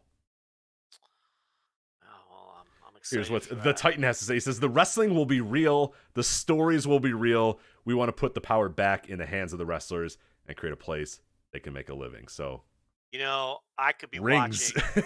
it's a Rings redo, I guess. Let me tell you something. 1, 2, 3, 4, 5, 6, 7, 8, 9, 10, 11, 12, 13, 14, 15, 16, 17, 18, 19. I am missing 20 college basketball tournament games to talk about this Control Your Narrative promotion because you fucking morons listening to this couldn't stop tweeting about it. Thank you very much. The West Coast Conference kicked off their tournament tonight. Oh, Santa Clara. You could be watching Santa Clara right now, and now you're doing this. And I got to sit here and talk about Control Your Narrative because you guys want to tweet at Austin Aries and tell him he's wrong about vaccines. Let him catch COVID. Who cares? Why are you concerned about Austin Aries vaccines? Now I'm missing 20 college basketball games. I'm not happy about it. Actually, one of them doesn't tip off for another. I was gonna say West Coast Conference. You probably got a game starting at 11, so you're good. Yeah, I might watch that game too. What's the game? I'll look it up for you while you're talking. Good. Yeah, be good. Good to try to fall asleep too. All right, well that is it. So Pro Wrestling TV will debut in April with a linear channel and on-demand streaming app provided as a free ad-supported service to viewers worldwide. So yeah, circle your calendars for April and the beginning of Pro Wrestling TV. So that is Control Your Narrative, and let's hope, God, I hope that is the last time we ever have to talk about Control Your Narrative. All right, Joe, I have a question for you. We have about 7 minutes left. We had some other topics to get to. Are we punting those topics? Are you ready to go on vacation, or do you want to do an overrun? What are you thinking here? What should we do? Loyola Marymount knocked off Pacific. Wow. Upset City. I don't know. I don't think Hank Gathers played in that. Oh, okay. Well, I was going to say, was Michael Ola candy for Pacific? Because that's a big upset if so. In 3 minutes, Pepperdine and San Diego tips off. Oh, there we go. I don't think Paul Westfall's coaching Pepperdine in that one. I'm just naming dead people now, Rich. I was going to say 3 of the people we've mentioned recently are dead. Yeah, so that's what's going on in the West Coast Conference tournament. What topics we got here? So we had a little bit of Japan topics. We had the NWA Crockett Cup. I don't know. We had Rev Pro. I could probably. How much time do we have? We had about 6 minutes left to get under the 3-hour window here. All right, let's end the show. Let's keep the people on, and let's give them a little overrun before I head on the vacation here. Let's do that. Okay, so bouncing around Japan, I will be on the overrun. I am going to do the thing that you should never do and recommend a Joshi match to Joe that he will probably not watch, but he should watch. Check in with Dragon Gate real quick. They got a Champion Gate show coming up this weekend. New Japan's got the New Japan Cup, the New Japan 50th anniversary. We'll talk about that. And then briefly touch on the NWA Crockett Cup and the Rev Pro Epic Encounter, everything coming together for that. So again, if you've never done an overrun here, if you were a live listener, if you're one of the people listening live right now, don't go anywhere. Don't close the video. Don't close anything. We're going to do the overrun on this feed. If you are a free subscriber to the flagship, this show is going to conclude. The overrun will be on the $5 tier over at patreon.com/Voices of Wrestling, flagshippatreon.com as well. $5 tier for everything that I just talked about. We are going to talk about there on that part of the show. But for the free feed, we are done. That is Joe. I am Rich. If you are a live listener, stick on the feed. Stick here. We will be right back with the overrun. Bye.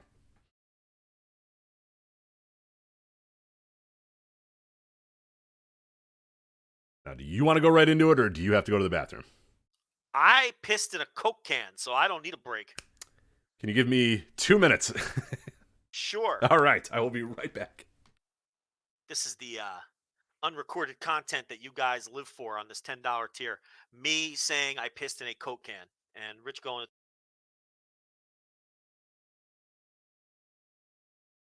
this now live, or you can hang up, and this will be obviously available to you since you're $10 subscribers on the $5 tier tomorrow when Rich gets this up as an official overrun. So up to you. If you want to get the hell out of here and go watch Pepperdine play San Diego, which is what I'm going to do as soon as this is over, you can do that. If not, you can hang around and listen to it live and unfiltered and uncensored like a 1993 Raw and listen to it in real time. So that's the deal as we wait for Rich to return. Rich, who is probably very angry that I did my wrestling media rants again, this time on the flagship, which has to go out to everyone. Definitely tugging some collars and worried about all the DMs he's going to get while I'm off skipping around New Jersey for a couple of weeks. But listen, I couldn't control myself. What can I say? I'm the most compelling voice in wrestling media. Sometimes that's how it goes. You know, so I get fired up. I'm an honest man. I wear my heart on my sleeve.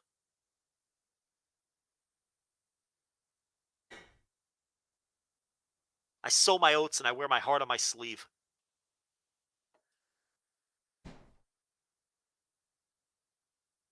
Rich banging and clanging over there. What's he doing? Oh, he's cracking something open. That's probably a beer with a unicycle on the can. That's probably what that is. No, it is, is that a beer with a unicycle on the can? No, it is. I discovered that. I don't know where this came from. I did want to find a beer, but I found a blueberry pomegranate water in my fridge that I did not buy. So I guess the nurse bought it, but I'm gonna steal it now, so it's mine. All right, it's yours now, buddy. Full circle. Listen, it's pretty good. I enjoy it. Yeah. Okay. I've seen in the Dodo chat room. We got to do this rant room here. Gerard says he's gonna do the rant room to yell at me about Akira Taue. Yeah, we got to do that. That's a great idea. Let's see how successful it is for us in areas, and then we can need to run rant room. Anyway, all right, you ready for the overrun? Do you have the Discord window open on your? I do not. I do not. Or you have Internet Explorer? I said Internet Explorer. Internet Explorer. I don't think you're using that. Do you have the Discord open on your Microsoft Edge? I can make it. Yes. Why?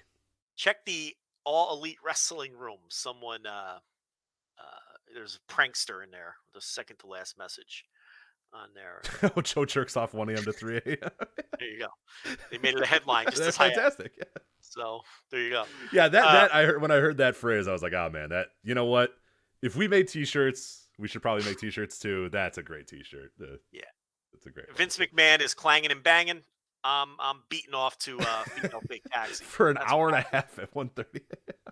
Yeah, I don't masturbate a lot anymore. I got to be honest. I don't. No, I don't know. Like every now and then. Too much work. You're just like lazy. You're just like, yeah. I don't know. What are we doing? Don't put this on anything. I'm just not a big masturbator these days. I don't know. I'm more into the, getting the real thing, so I don't know. I go through phases. Sometimes I want to crank it a lot. Other times it's like, I don't know. I get bored with I think what happens is I get bored with the porn that I watch, right? I get bored with the genre that I'm really into. And then I don't want to watch the porn anymore. And then, but then I'll get into another genre and then I'll be all about, 1 to 3 a.m. again. I think that's kind of the cycle that it goes on. Do you want to start this overrun or? I would love to. Yes. I would love to stop whatever conversation you are having and indeed just start the overrun. So whenever you're ready, sir, take it away. All right. Welcome to the overrun. And we have a few more topics to get to that we did not get to initially. I guess Rich is going to run this show because I don't know which ones he wants to do and which ones he wants to continue. I get the sense that Rich really does not want to talk about WrestleMania in any way, shape, or form. I forgot about the WrestleMania thing. No, I don't. I really don't. Yeah, so maybe well, here's what's going to happen. You're going to get stuck talking about it by yourself. I was going to say, yeah, I'll have to bring somebody on who hasn't completely lost all the will to discuss WWE. I'll bring them on, and maybe we can talk WrestleMania with them. But all right, well, throw me a topic, sir. Well, I guess I was gonna wait. I was gonna ask if you wanted to ask me a question, but Oh! Hold on, I was prepared for this bit. Rich, are you ready to go bouncing? Around Japan. Let's do it. New Japan Cup kicked off along with the New Japan anniversary show. I watched the New Japan Cup in full. Rich watched the anniversary show not in full. Did you watch it? I watched the last half of it, I should say. I'm trying to look at I'm getting the card up right now. Pretty much the last half of it. I saw the stuff, the important stuff for the 50th anniversary. Yeah. Oh, well, take us through the show, Rich, because I didn't see anything. Through the show. Yeah, it was an interesting one. I'm still at a loss. I'm not quite there with New Japan just yet. I'm still kind of not loving everything that they're doing. They still kind of feel like a pretty dead promotion in a lot of ways. But I thought this was a fun show. It harkened back a little bit to the history. It obviously is like they usually do on these anniversary shows. It featured some older guys coming in, some legends coming in. I did not watch the Strong Hearts versus Suzuki-gun match, which I am kicking myself for not going back and watching that one, so I probably will check that one out at some point. But yeah, you had a 10-man tag. It was LIJ versus Chaos. It was Ishii and Yano, Togi Makabe and Tomoyaki Hanma, and Shiro Koshinaka, which was a little bit of fun. I mean, it was basically, a bunch of dudes doing stuff and then guys selling for Koshinaka's ass attack or whatever. So I enjoyed that. That was some pretty fun stuff.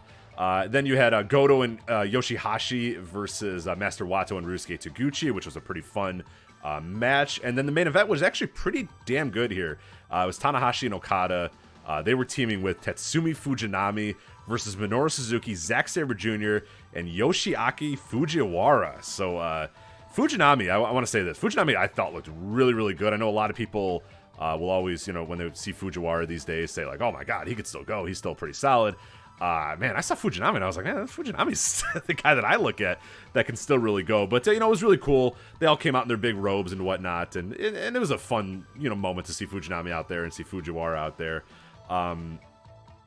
Okada's got just a great presence about him these days. I mean, he just feels a little bit different. I don't know if that came across in the New Japan Cup. I guess you're going to talk about it here in a bit. But he's a guy that it just like, there's something about Okada right now. He just feels like a made man right now more than ever. He just feels like just an absolute superstar, like just a dude that's just at the top of his game and has kind of ascended to that spot of being like just the one of the top dudes. You know what I mean? Like he's just there. Like Tanahashi got there a couple years ago, and it feels like Okada's kind of there too. And there's just a different aura to him when he comes out now. He's not like the young guy kind of working his way up. He's there. He belongs. He's now a legend in this company.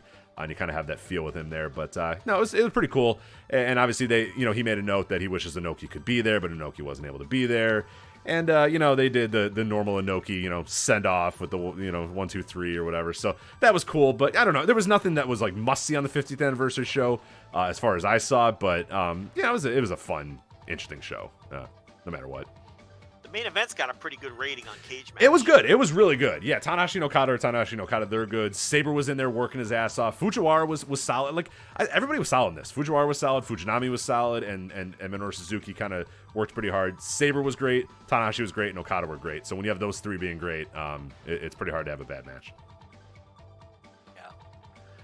Yeah. Okay, so the New Japan Cup show, which was in Budokan, I believe, the very next night. Yeah, next night on the 2nd. I'm not going to go through every match. I will say that the Okada Desperado match that everybody's talking about was very good. Desperado went after Okada's leg. He was putting him in stretch mufflers. He was working over the knee for a large portion of the match, and that was what the match was built around. He also welted up Okada's chest with some vicious chops. Really put a beating on him. Okada gave him a lot. Do you remember tradition usually around anniversary time is to have the world champ face the junior champ. They've done that for a number of years now, so they worked it into the tournament this year. Very good match. I'd go about 4 stars, maybe 4.25. There's a lot of people going way higher, so a lot of you may enjoy it more than I did, but I did think it was an excellent match. I thought it was a very good match. And of course, Okada won. He won it with the Rainmaker. He wasn't going to lose in this spot. That's the thing, too. There wasn't any big upsets at all on this show, and this had 8 first-round matches with a lot of big stars because they were in Budokan. So all of the people you would expect to win won. Naito beat Yujiro. Skip that. That had Evil coming down and House of Torture, just an interminably long, and I mean, it was only 18 minutes, but it felt like it was 18 years because with all the interference and Evil out there and everything. But Naito won. Tanahashi beat Yo. That was an okay match. Taichi advanced. He beat Yano in a short match. Cobb beat Makabe, so there were no real surprises. I know in New Japan Cup, they knocked people out. But I think with the bigger field this year, they don't want to knock those stars out too early because they have to draw on these shows. So they're running all these shows that you might not get your upsets until a little later. And if all of the stars win, then there won't be any matchups that look like upsets. So you might not get the big upsets you're looking for this year like you usually get in this tournament. Goto beat Nagata. I guess that was kind of a 50-50 match, but I think most people would have thought Goto would win that one. Yoshihashi beat Hanma. And my second favorite match on the show was Shima against Taka Michinoku. I don't know if it was just the novelty of seeing these two guys wrestle each other. I can't recall off the top of my head those two ever really having a singles match. Maybe they have. I didn't look it up. I don't remember one. But it was a lot of fun. that match. Well, that's an interesting thought. Let me try to see if I can get on. I'm on Cage Match right now. Let me see if I can find a Shima Taka Michinoku match ever. Singles. I can't even remember them being in the same ring. Yeah, that's another interesting question there. Let's see. I put in Taka Michinoku here. All right, so they've been in a few different times. Last singles match I can find is 2005. Dragon Gate, the Gate of Renaissance. Taka Michinoku defeats Shima in October of 2005. And then that's it. So that this would be their second ever singles match as far as I could see. They have shared the ring 14 other times as well, going all the way back to Michinoku Pro in July of 1999 for those. So yeah, it was a lot of fun. It was a fun singles match, and Shima won.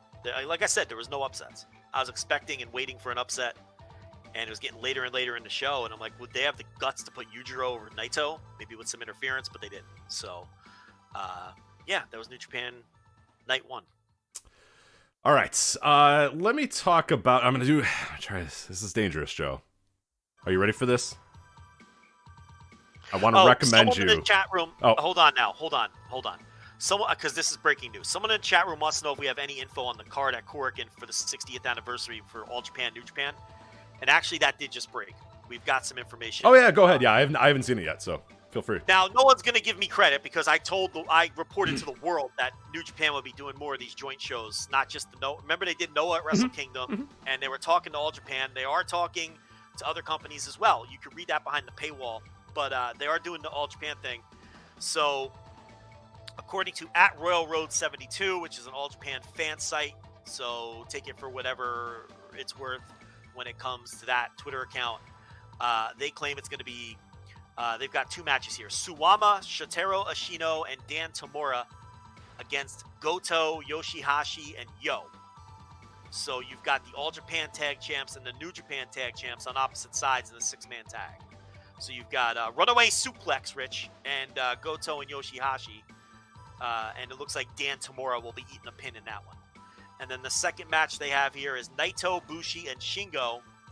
Oh, no, this is not a match. It just says LIJ will appear, and the Aoyagi brothers, Hanma and Makabe, are also booked for the show. And this will be in Korakuen Hall. So there you go. And it looks like that news is official because it broke on a Japanese website. Cool. And this American fan account @RoyalRoad72 grabbed the translation and reported that. So that just came across while we were doing the show. Yeah, that's cool. In one hand, it's cool that those shows are happening, and on the other hand, it's horrible that these are happening because that means business sucks. You know what I mean? Like, there's a reason when New Japan was riding high that they weren't doing any of these shows, and now they're back doing these shows that let you know where their business is at right now. So they may have done them for the anniversary gimmick. I guess that's true. That's true. I guess. I mean, it's hard to say, but the Noah show obviously was a success for them, so. They're going to try it with some of these other companies. And this won't be I don't anticipate this being the last one either. So we'll see. All right. I'm going to do something that's very dangerous, Joe. I'm going to recommend a Joshi match to you, okay? Are you ready for this? Okay. All right. And I think I don't do this. I don't usually do this. A lot of people will and this is if you're new to the show, you haven't. A lot of times people will say, Joe, watch this Joshi match. And you always say, like, please don't make this, like, you gotta make sure this one's good. Yeah. Because if I watch it and I fucking hate it, then I'm not gonna watch another one for like months on end. And yet I always see these people saying, oh, Joe, you should really watch this one. And I'm thinking, oh man, no. Like, I saw that one. It's not that good. Like, Joe's gonna hate it. And then you watch it, you hate it, you bury it. Those same people get mad at you, and then you don't watch a Joshi match for like 8 more months again, right? That's pretty much how that's happened for like 6 straight years. But I think I have one that I think you're going to like, Joe. Azumi and Starlight Kid. It's a high-speed title match. It is from the February 23rd, 2022 Stardom Cinderella Journey show, okay? It is the high-speed title match. It is the semi-main event of this show. Azumi versus Starlight Kid. All I'm going to tell you is, and I want you to give this an earnest try. Maybe do it on the Lanza Reviews 5 matches gimmick or whatever. I will tell you right now, 9.09 on Match Guide, 4.5 stars from the Wrestling Observer, Dave Meltzer, 4.5 stars from this Wrestling Observer, Rich Craich. I'm telling you, there's some people that you trust. are saying this match is good. Okay. All right. Oh, fucking. How do I watch this shit illegally? What do I do? Illegally? I ain't paying for this shit. I can. I will send you something that you can forward to the police. How about that? Yes, I mean, of course, I mean that facetiously. How can I watch this? Right. Well, what I will do is somebody sent me something, and I watched it and I went, oh my, this should be reported to the authorities right away. But I will let you. I'm going to be busy this weekend, so what I'll do is I'll share it to you, and then if you can forward it to the authorities. Well, if you send me that illegal link, I will watch it and make sure that it really is what. Yeah, make sure it is what it is. The Zumi Starlight Kid match from right. February 23rd. And then, yes, make sure you confirm that it is the match that I told you it was, and then let the authorities know immediately. Is that how you say that lady's name, Azumi? Yes, I asked. Because it's it is spelled AZM, but don't Brian Alvarez yourself. EITA. Right.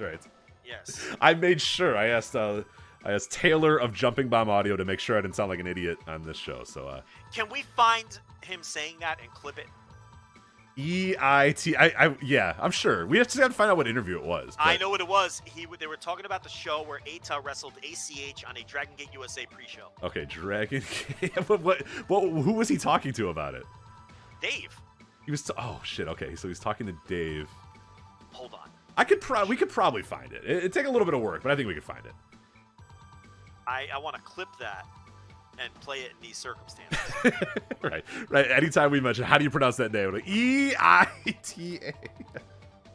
Oh, God. If you search ACH, any wrestler's name who has those three letters. That's what I'm saying. It's going to be tough. We can do it. What the fuck? Hold on. Let me see. What we can do is we can find the date. The problem is you got it? Dark. ACH defeats EITA at Dragon Gate Uprising 2012. On 11/3/2012. I'm almost positive that's when he did it. Okay, so our new problem, though, is that the Observer site is really terrible about searching dates. As in, you can't. So, it'll take a lot of clipping to get it. To get it. But I think we can do it. I think we can do it. It's not impossible. It'll take a little bit of work. I'll go on the hunt as well. Yeah.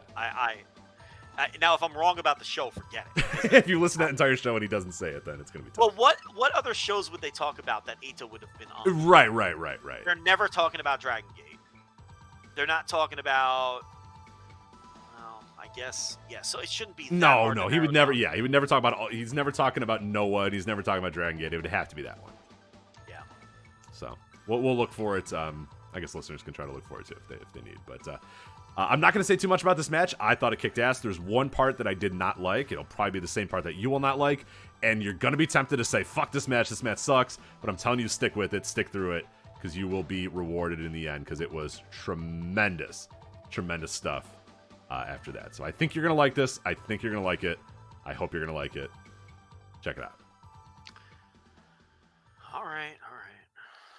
I'll try it. That's all I ask. I'm going to be grumpy going in, but I'm going to be fair because this never works out for me. It's always some very average match. Like, remember when Sari wrestled that chunky girl? Who was the chunky girl? I'm not going to answer that. I don't know. The husky one. I don't know. Chihiro Hashimoto or something like that? No, I think. Are you thinking of Ryu Hazunami or whatever? The one in AEW? No, Sari had a feud with a chunkier Joshi. Chihiro or something. Chihiro. This is terrible radio. Okay. Sure. And everyone swore I was going to love those matches. And it was a nice little 3.5-star match. So my expectations are tempered, to say the least. But I will give it every opportunity. I'm not averse to watching great matches. So. All right, so you got a topic, or you want me to go Dragon Gate style here? I don't have any more Japanese topics, so if the music's still playing, you got to go. The music is still playing, but yes, so we have a Dragon Gate show this weekend. It looks like it's pretty fun. So I caught up with a little bit of Dragon Gate from this last week. They had a show in Korakuen Hall that was pretty fun and pretty interesting. So I was able to watch that match, that show. Nothing super notable about that particular show. You do have the continued feud of, so this was the Jimmy's reunion. So I can say Jimmy Susumu again and not be wrong for the first time in 5 years when I say Jimmy Susumu, because I always call him Jimmy Susumu, and now I can do it again. But they had a Jimmy's reunion show, so there were some fun little spots with the Jimmys involved in that. You also had the growing, the budding relationship of Eita and Yusuke Santa Maria, and the will they, won't they? Really harkening back to Cheers, the famous will they or won't they moments in entertainment history. What are some other ones that you can think about of, are they finally going to get together? When's that big kiss going to happen? When are they going to finally embrace one another and realize, your Jim and Pam's, your, I'm trying to think off the top of my head of some other. Sexual tension? Yes, yeah.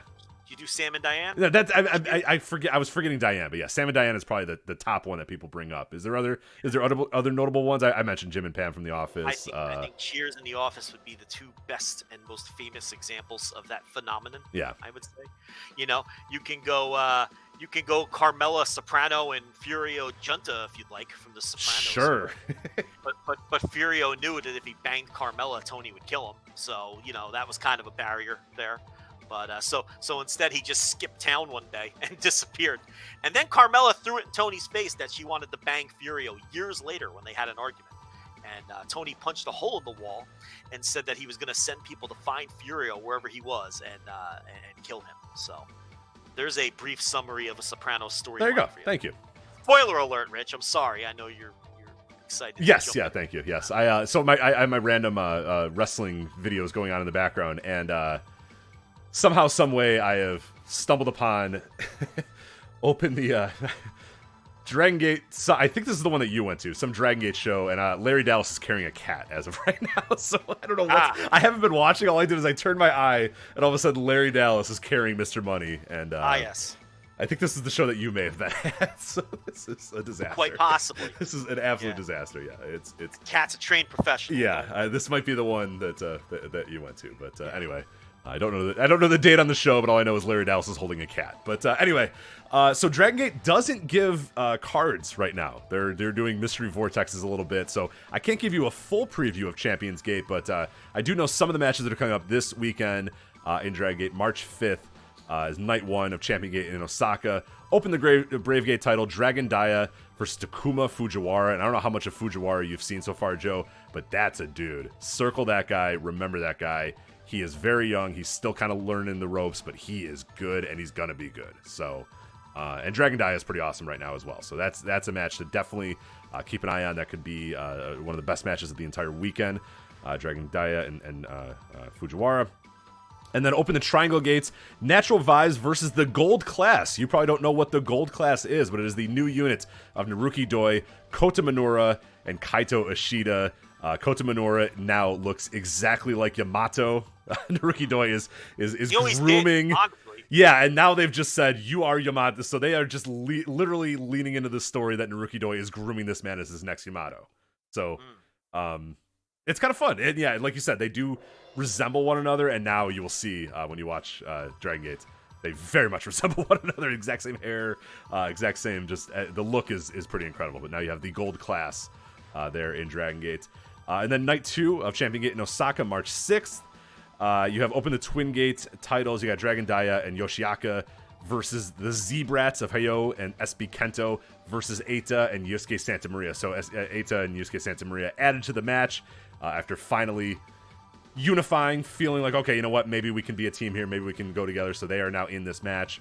So you got a three-way for the Open the Twin Gate titles there on night 2. And then an Open the Dream Gate title, Kai defending the title against Big Boss Shimizu. Yes, Kai is the Open the Dream Gate champion. I don't know if we talked about that. And he is defending it against Big Boss Shimizu in night 2 of Open the Champion Gates. And then, obviously, we don't know any of the other matches because Dragon Gate's not announcing matches right now. But it looks like it should be a pretty fun show on paper. So keep an eye on Dragon Gate this weekend for sure if you got the time. How about Tony and Angela on Who's the Boss? That was a will they or won't they, right? Right. Tony Maselli. Do they still have? I don't watch as much like modern TV, but do they have as much of that anymore? Because that felt like a staple of television from like the 70s to like the mid 90s, and I guess they did it with Jim and Pam, but I don't watch modern sitcoms. Yeah, so I don't know. Yeah, maybe they do, but I would imagine on Big Bang Theory, one of the nerds wants to fuck the hot neighbor. I would imagine. Oh yeah, of course. Yeah, that definitely happened.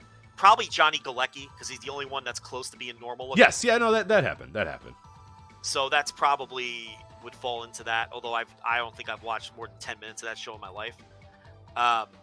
So yeah, I'm sure they still do it. I just don't watch a lot of network sitcoms. But I'd rather watch Who's the Boss, to be completely honest.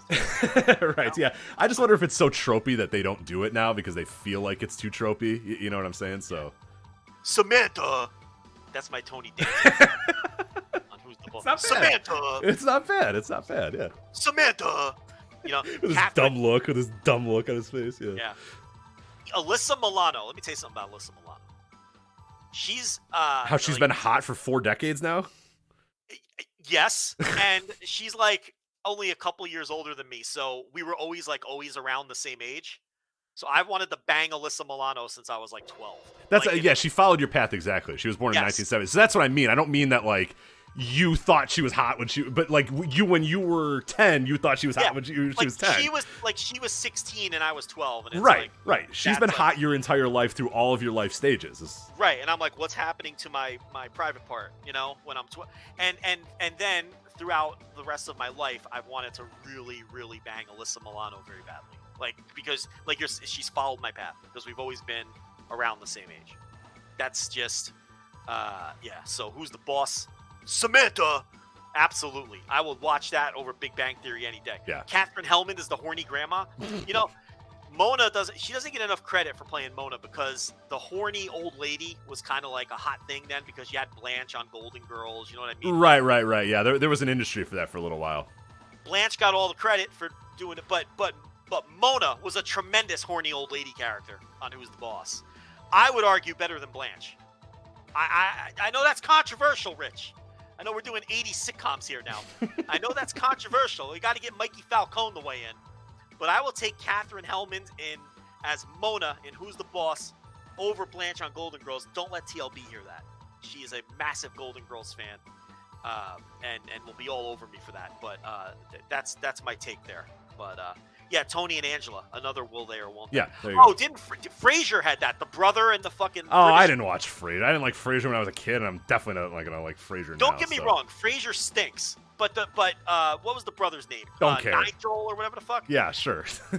He wanted to fuck the British broad on Okay. Frasier. Like they had a will they or won't they. I don't know if they ever fucked. But that was another one. So, you know, yeah, it's a sitcom staple. No, yeah, I feel like nowadays the sitcom writers would think they're better than that. Oh, we can tell a better story then. With our single cam and no laugh track.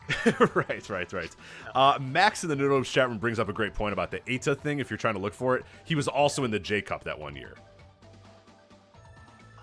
So that's a possibility as well. That he would have talked about EITA in the J Cup. So keep that in mind if you're going to look for it. But anyway, that's Dragon Gate, and I think that's it. I think I'm out of bouncing around Japan topics. So it was Niles and Daphne. Niles and Daphne. Okay, there you go. Yeah, fuck Frasier. Frasier's so bad. Why did he get the spinoff of all the characters on Cheers? I know. Well, again, who did you watch? Yeah, hold on a minute. What Cheers? Here's the thing: like, you can't do a sitcom about Norm. Yeah, I was gonna say, what's the Norm sitcom like? You can't do that. It's kind of a one-note joke. Yeah, I don't know. Yeah, you're gonna get everyone else is pretty one-note. You're right. Like you could the norms. So. I mean, I'm sure there's certain markets that the Norm, aka the market that I'm in. If George Wendt did a Norm spinoff just called Norm, and he was just like bitching about the Cubs or whatever, like. I know one area where that would do pretty well, but otherwise, I don't think it would do pretty well. Otherwise, so. Yeah, I mean, he just goes to the bar to avoid his wife, and he's a wise Alec. Like right. Where else? You'd have to finally introduce his wife to get any mileage out of a show. Yeah. With Norm, the Cliff. You know? I'm thinking about the Cliff. Like, does he he delivers the mail? Like it's like him delivering the mail, and the hilarity that ensues during his mail routes. You know, again, he lived with his mom, right? So you'd have to have his mom. Right. I think honestly, the Cliff one has the most legs of any of the others. I'd say. Possibly, yeah, but you got to find a way to make him likable. Right. You know, because if he's going to be the centerpiece of the show, you know. Cliff's the bar know-it-all. Like, he's not likable. He's not supposed to. Yeah, exactly. Yeah, Carla. There's no way you'd have a sustainable show with Carla. You know, she's got all those kids. There's a lot you can do with those kids. You know, they threw what the fuck was her husband's name on that show? They threw him off the show because he did a shoot interview and he said a shoot interview, a you shoot with kayfabe commentaries. Yeah. Oh, like in real time, he did a shoot interview, and he's like, you know, I have to be a great actor. I have to kiss Carla. Like, I have to kiss, and the cast demanded that he be taken off the show for that because, you know, they respected her so much as an actress and everything, and how badly that was insulting to her because, you know, he was implying how ugly she was. So, they killed him off. What the fuck was his name? Jay Thomas. Yeah, Jay. Yeah, I think it was Eddie, right? He was Eddie in the show. He played Eddie. Yeah, Jay Thomas. But then if I remember correctly, it was like a pretty brutal thing. Like, he got like run over by like a Zamboni or something. Like that. Yeah. Like, it was brutal. And then, like, I think when he left, they're like, he was cheating on me and he got a woman pregnant. I'm like, holy shit! Like, that guy spoke up. He said one thing, and they were like, let's bury this motherfucker. I mean, you think wrestling buries a guy when they're gonna write him off? Then this guy get run over by a Zamboni, die, and then his wife said, he got another woman pregnant. Fuck him. Like, he's done. You know what I mean? Yeah. Yikes! Yeah. Rhea Perlman is allegedly like just the sweetest person, so I think the cast was very offended. Yeah. He regretted that forever because he was a stand-up comedian. He thought he was just being funny on like whatever this was, this radio interview or whatever. And you know, and he did regret it, but I don't think like they ever forgave him. He died a couple of years ago, I think, Jay Thomas, of cancer. So, okay, that was morbid, but there you go. So all the Thomas is fired from Cheers and dead of cancer. Yeah. So there you go. All the all the Cheers talk you could possibly find in the overrun. All right, you want to talk about this Crockett Cup here? Oh yeah. So the Crockett Cup, I didn't really want to say a lot about it. I just thought that it was a disappointing lineup at first because it was just all the, you know, dopey teams that are on the awful NWA Power show every week. But, you know, they did add the Briscoes, so at least they feel like outside. Well, they are outsiders, you know. And then they added Doug Williams and is he going by Harry Smith? Is he going by? I don't know what he's going by. Yeah, I'm not sure either. Davey Boy Jr. Yeah, it could be. Yeah, it could be anything at this point. Remember, he was fucking at Billy's champion for Resistance. Yeah. Mm-hmm. So that's the connection there. But still, at the end of the day, look, for Crockett Cup and the historical and the panache that has. The original Crockett Cups were teams from all of the various NWA territories, right? You'd bring in all these teams from central states and from fucking Florida and from all these different territories. And it would always come down to the Jim Crockett teams. It would always come down to the JCP teams and the Mid-Atlantic teams or whatever you want to call them. And, you know, but you had teams from all the different territories coming in, and it really felt like something special.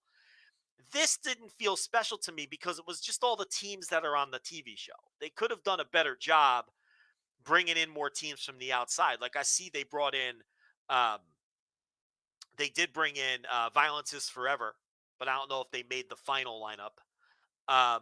You know, so at least they felt like someone different from the outside, and the Briscoes, but just a very disappointing lineup. But they'll finish up their junior tournament on that show. Austin Aries, Homicide, Darius Lockhart, and Colby Carino.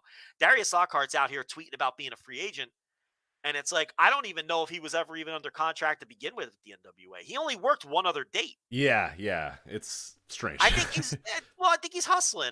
Which is fine. Yeah, hey, you know, just so you know, I'm available if anybody wants to, you know, book me or sign me or whatever. Which, hey, you know what? People are naturally going to think, oh, he must be free from his NWA contract. But he's a worker. So he's saying, look, that tweet got a bunch of impressions and got retweeted. Right. So it's like, they probably got a news story or two. NWA wrestler Darius Lockhart is a free agent or whatever. Yeah, so good on him. Right. So I doubt he was ever under contract, because what kind of contract would a one-date contract be? I mean, that wouldn't make any sense. But, you know, he's a pro wrestler and he's hustling, and he said he's a free agent, and it got a shit ton of attention. And a bunch of people going, "Oh, fuck the NWA. They don't know what they're losing." Meanwhile, he's working this fucking show. He's in the major match. He's in the Crockett Cup and getting a title shot on this show. So yeah, and then Cardona defended against Aldis. That's the biggest match they can possibly do. And I guess Violence is Forever. They're in a match to get into the Crockett Cup. I think that 4-way. I think that's what that is. Yes. So, yeah. Or no, you know what? No. It gives them. Yeah, no, you're right. It gets them on there. So, and that's all the outsider teams. Because look, the Tate twins are back. Yes, the bad news boys are back. Yeah. So the Tate twins are back, and then the Heat Seekers, who are former NWA World Tag Team Champions, during some very dark days. And, I don't know much about Josh Bishop and Wes Barkley, but they're in there too. But, it's like, get the outsiders in the actual tournament, to give it a feel of this is prestigious. There's teams from all over the globe who want this, not just a bunch of teams that already work the show every week. It makes it feel less prestigious. And this is probably another case of me caring way too much about something that the people running it probably don't care as much about. But I just thought the lineup was disappointing from that standpoint. Otherwise, some singles matches you have here on night 1 on March 19th. You got Matt Cardona versus Nick Aldis, NWA World's heavyweight title match here. I'd love to see the Cardona title win, but apparently we're not going to see it until next week. It airs this week. This week? Okay, this week we'll finally be able to see it. 3 weeks after it happened. Not great. And then night 2, NWA World Junior Heavyweight title. Austin Aries, Homicide, Darius Lockhart, and Colby Carino. And then an NWA Women's title match. Camille, Kylie Ray, and Chelsea Green. So that is a 3-way. The Junior Heavyweight is a 4-way. Just have singles matches would be great, but it is what it is. So, yeah, I don't know. There's not a whole lot of stuff to love. There's good talent on the show, but I think ultimately it's still the NWA. But their shows are always fine. Like, I always never feel like I'm wasting my time watching an NWA show. So it'll probably be the same thing with this Crockett Cup. So I bid on the $50 for the year, rather than pay the $4.99 every month, because you get the pay-per-views with it. Yeah. Mm-hmm. So that's not a bad deal when you look at it from that standpoint. I got to watch them anyway. I mean, I guess I don't have to, but we're going to cover this shit. We're never going to stop. Yeah, we've always said we are never going to stop covering NWA until the day the NWA dies. We will always be covering them.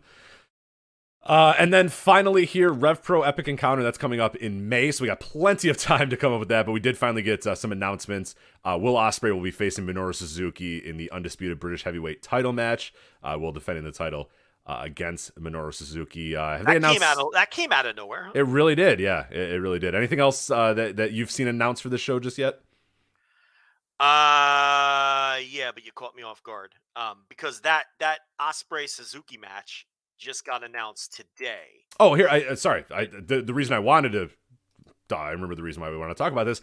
Aussie Open and Velocities, they're running that back in York Hall, and that should be fucking tremendous. I mean, it was one of the best matches of last year, and there's no doubt in my mind that those guys are going to go out there with the intention of having an even better match this time. So, yeah, keep an eye on that one. That's already 2 really fun matches right there.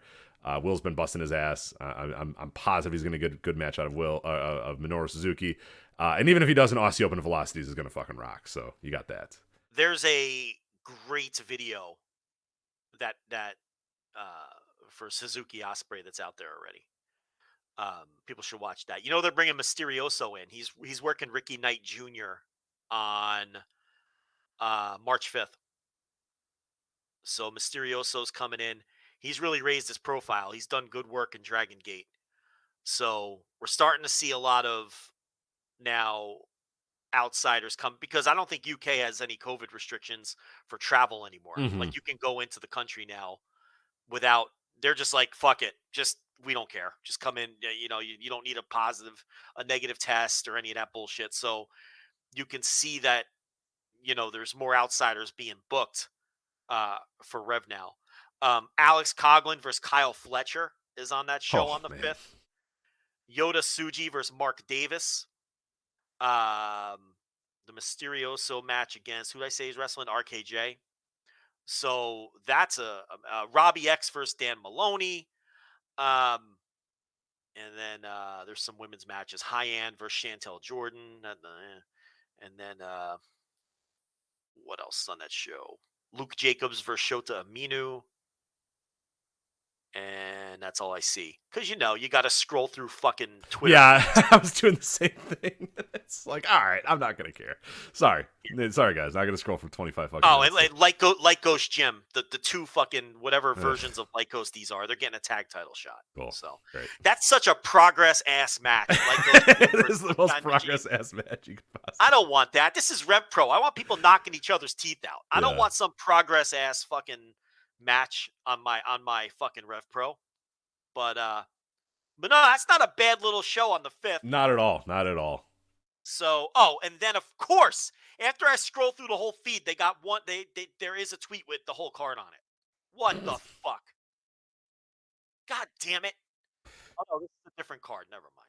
All right, I don't feel as bad. Anyway, that's what's going on with Rev Pro. So we have Epic Encounter coming together. That's not till May, but we just wanted to keep up with that. What else? That's it. I do want to let you know I can confirm that the show that I'm watching is indeed DGUSA Mercury Rising 2014, and you were indeed in the building at the McAllister Auditorium, right? I was there. For this one, it featured the brutal Chuck Taylor Maxwell Chicago thing. Remember that? You were so upset about that. I was there. Yeah.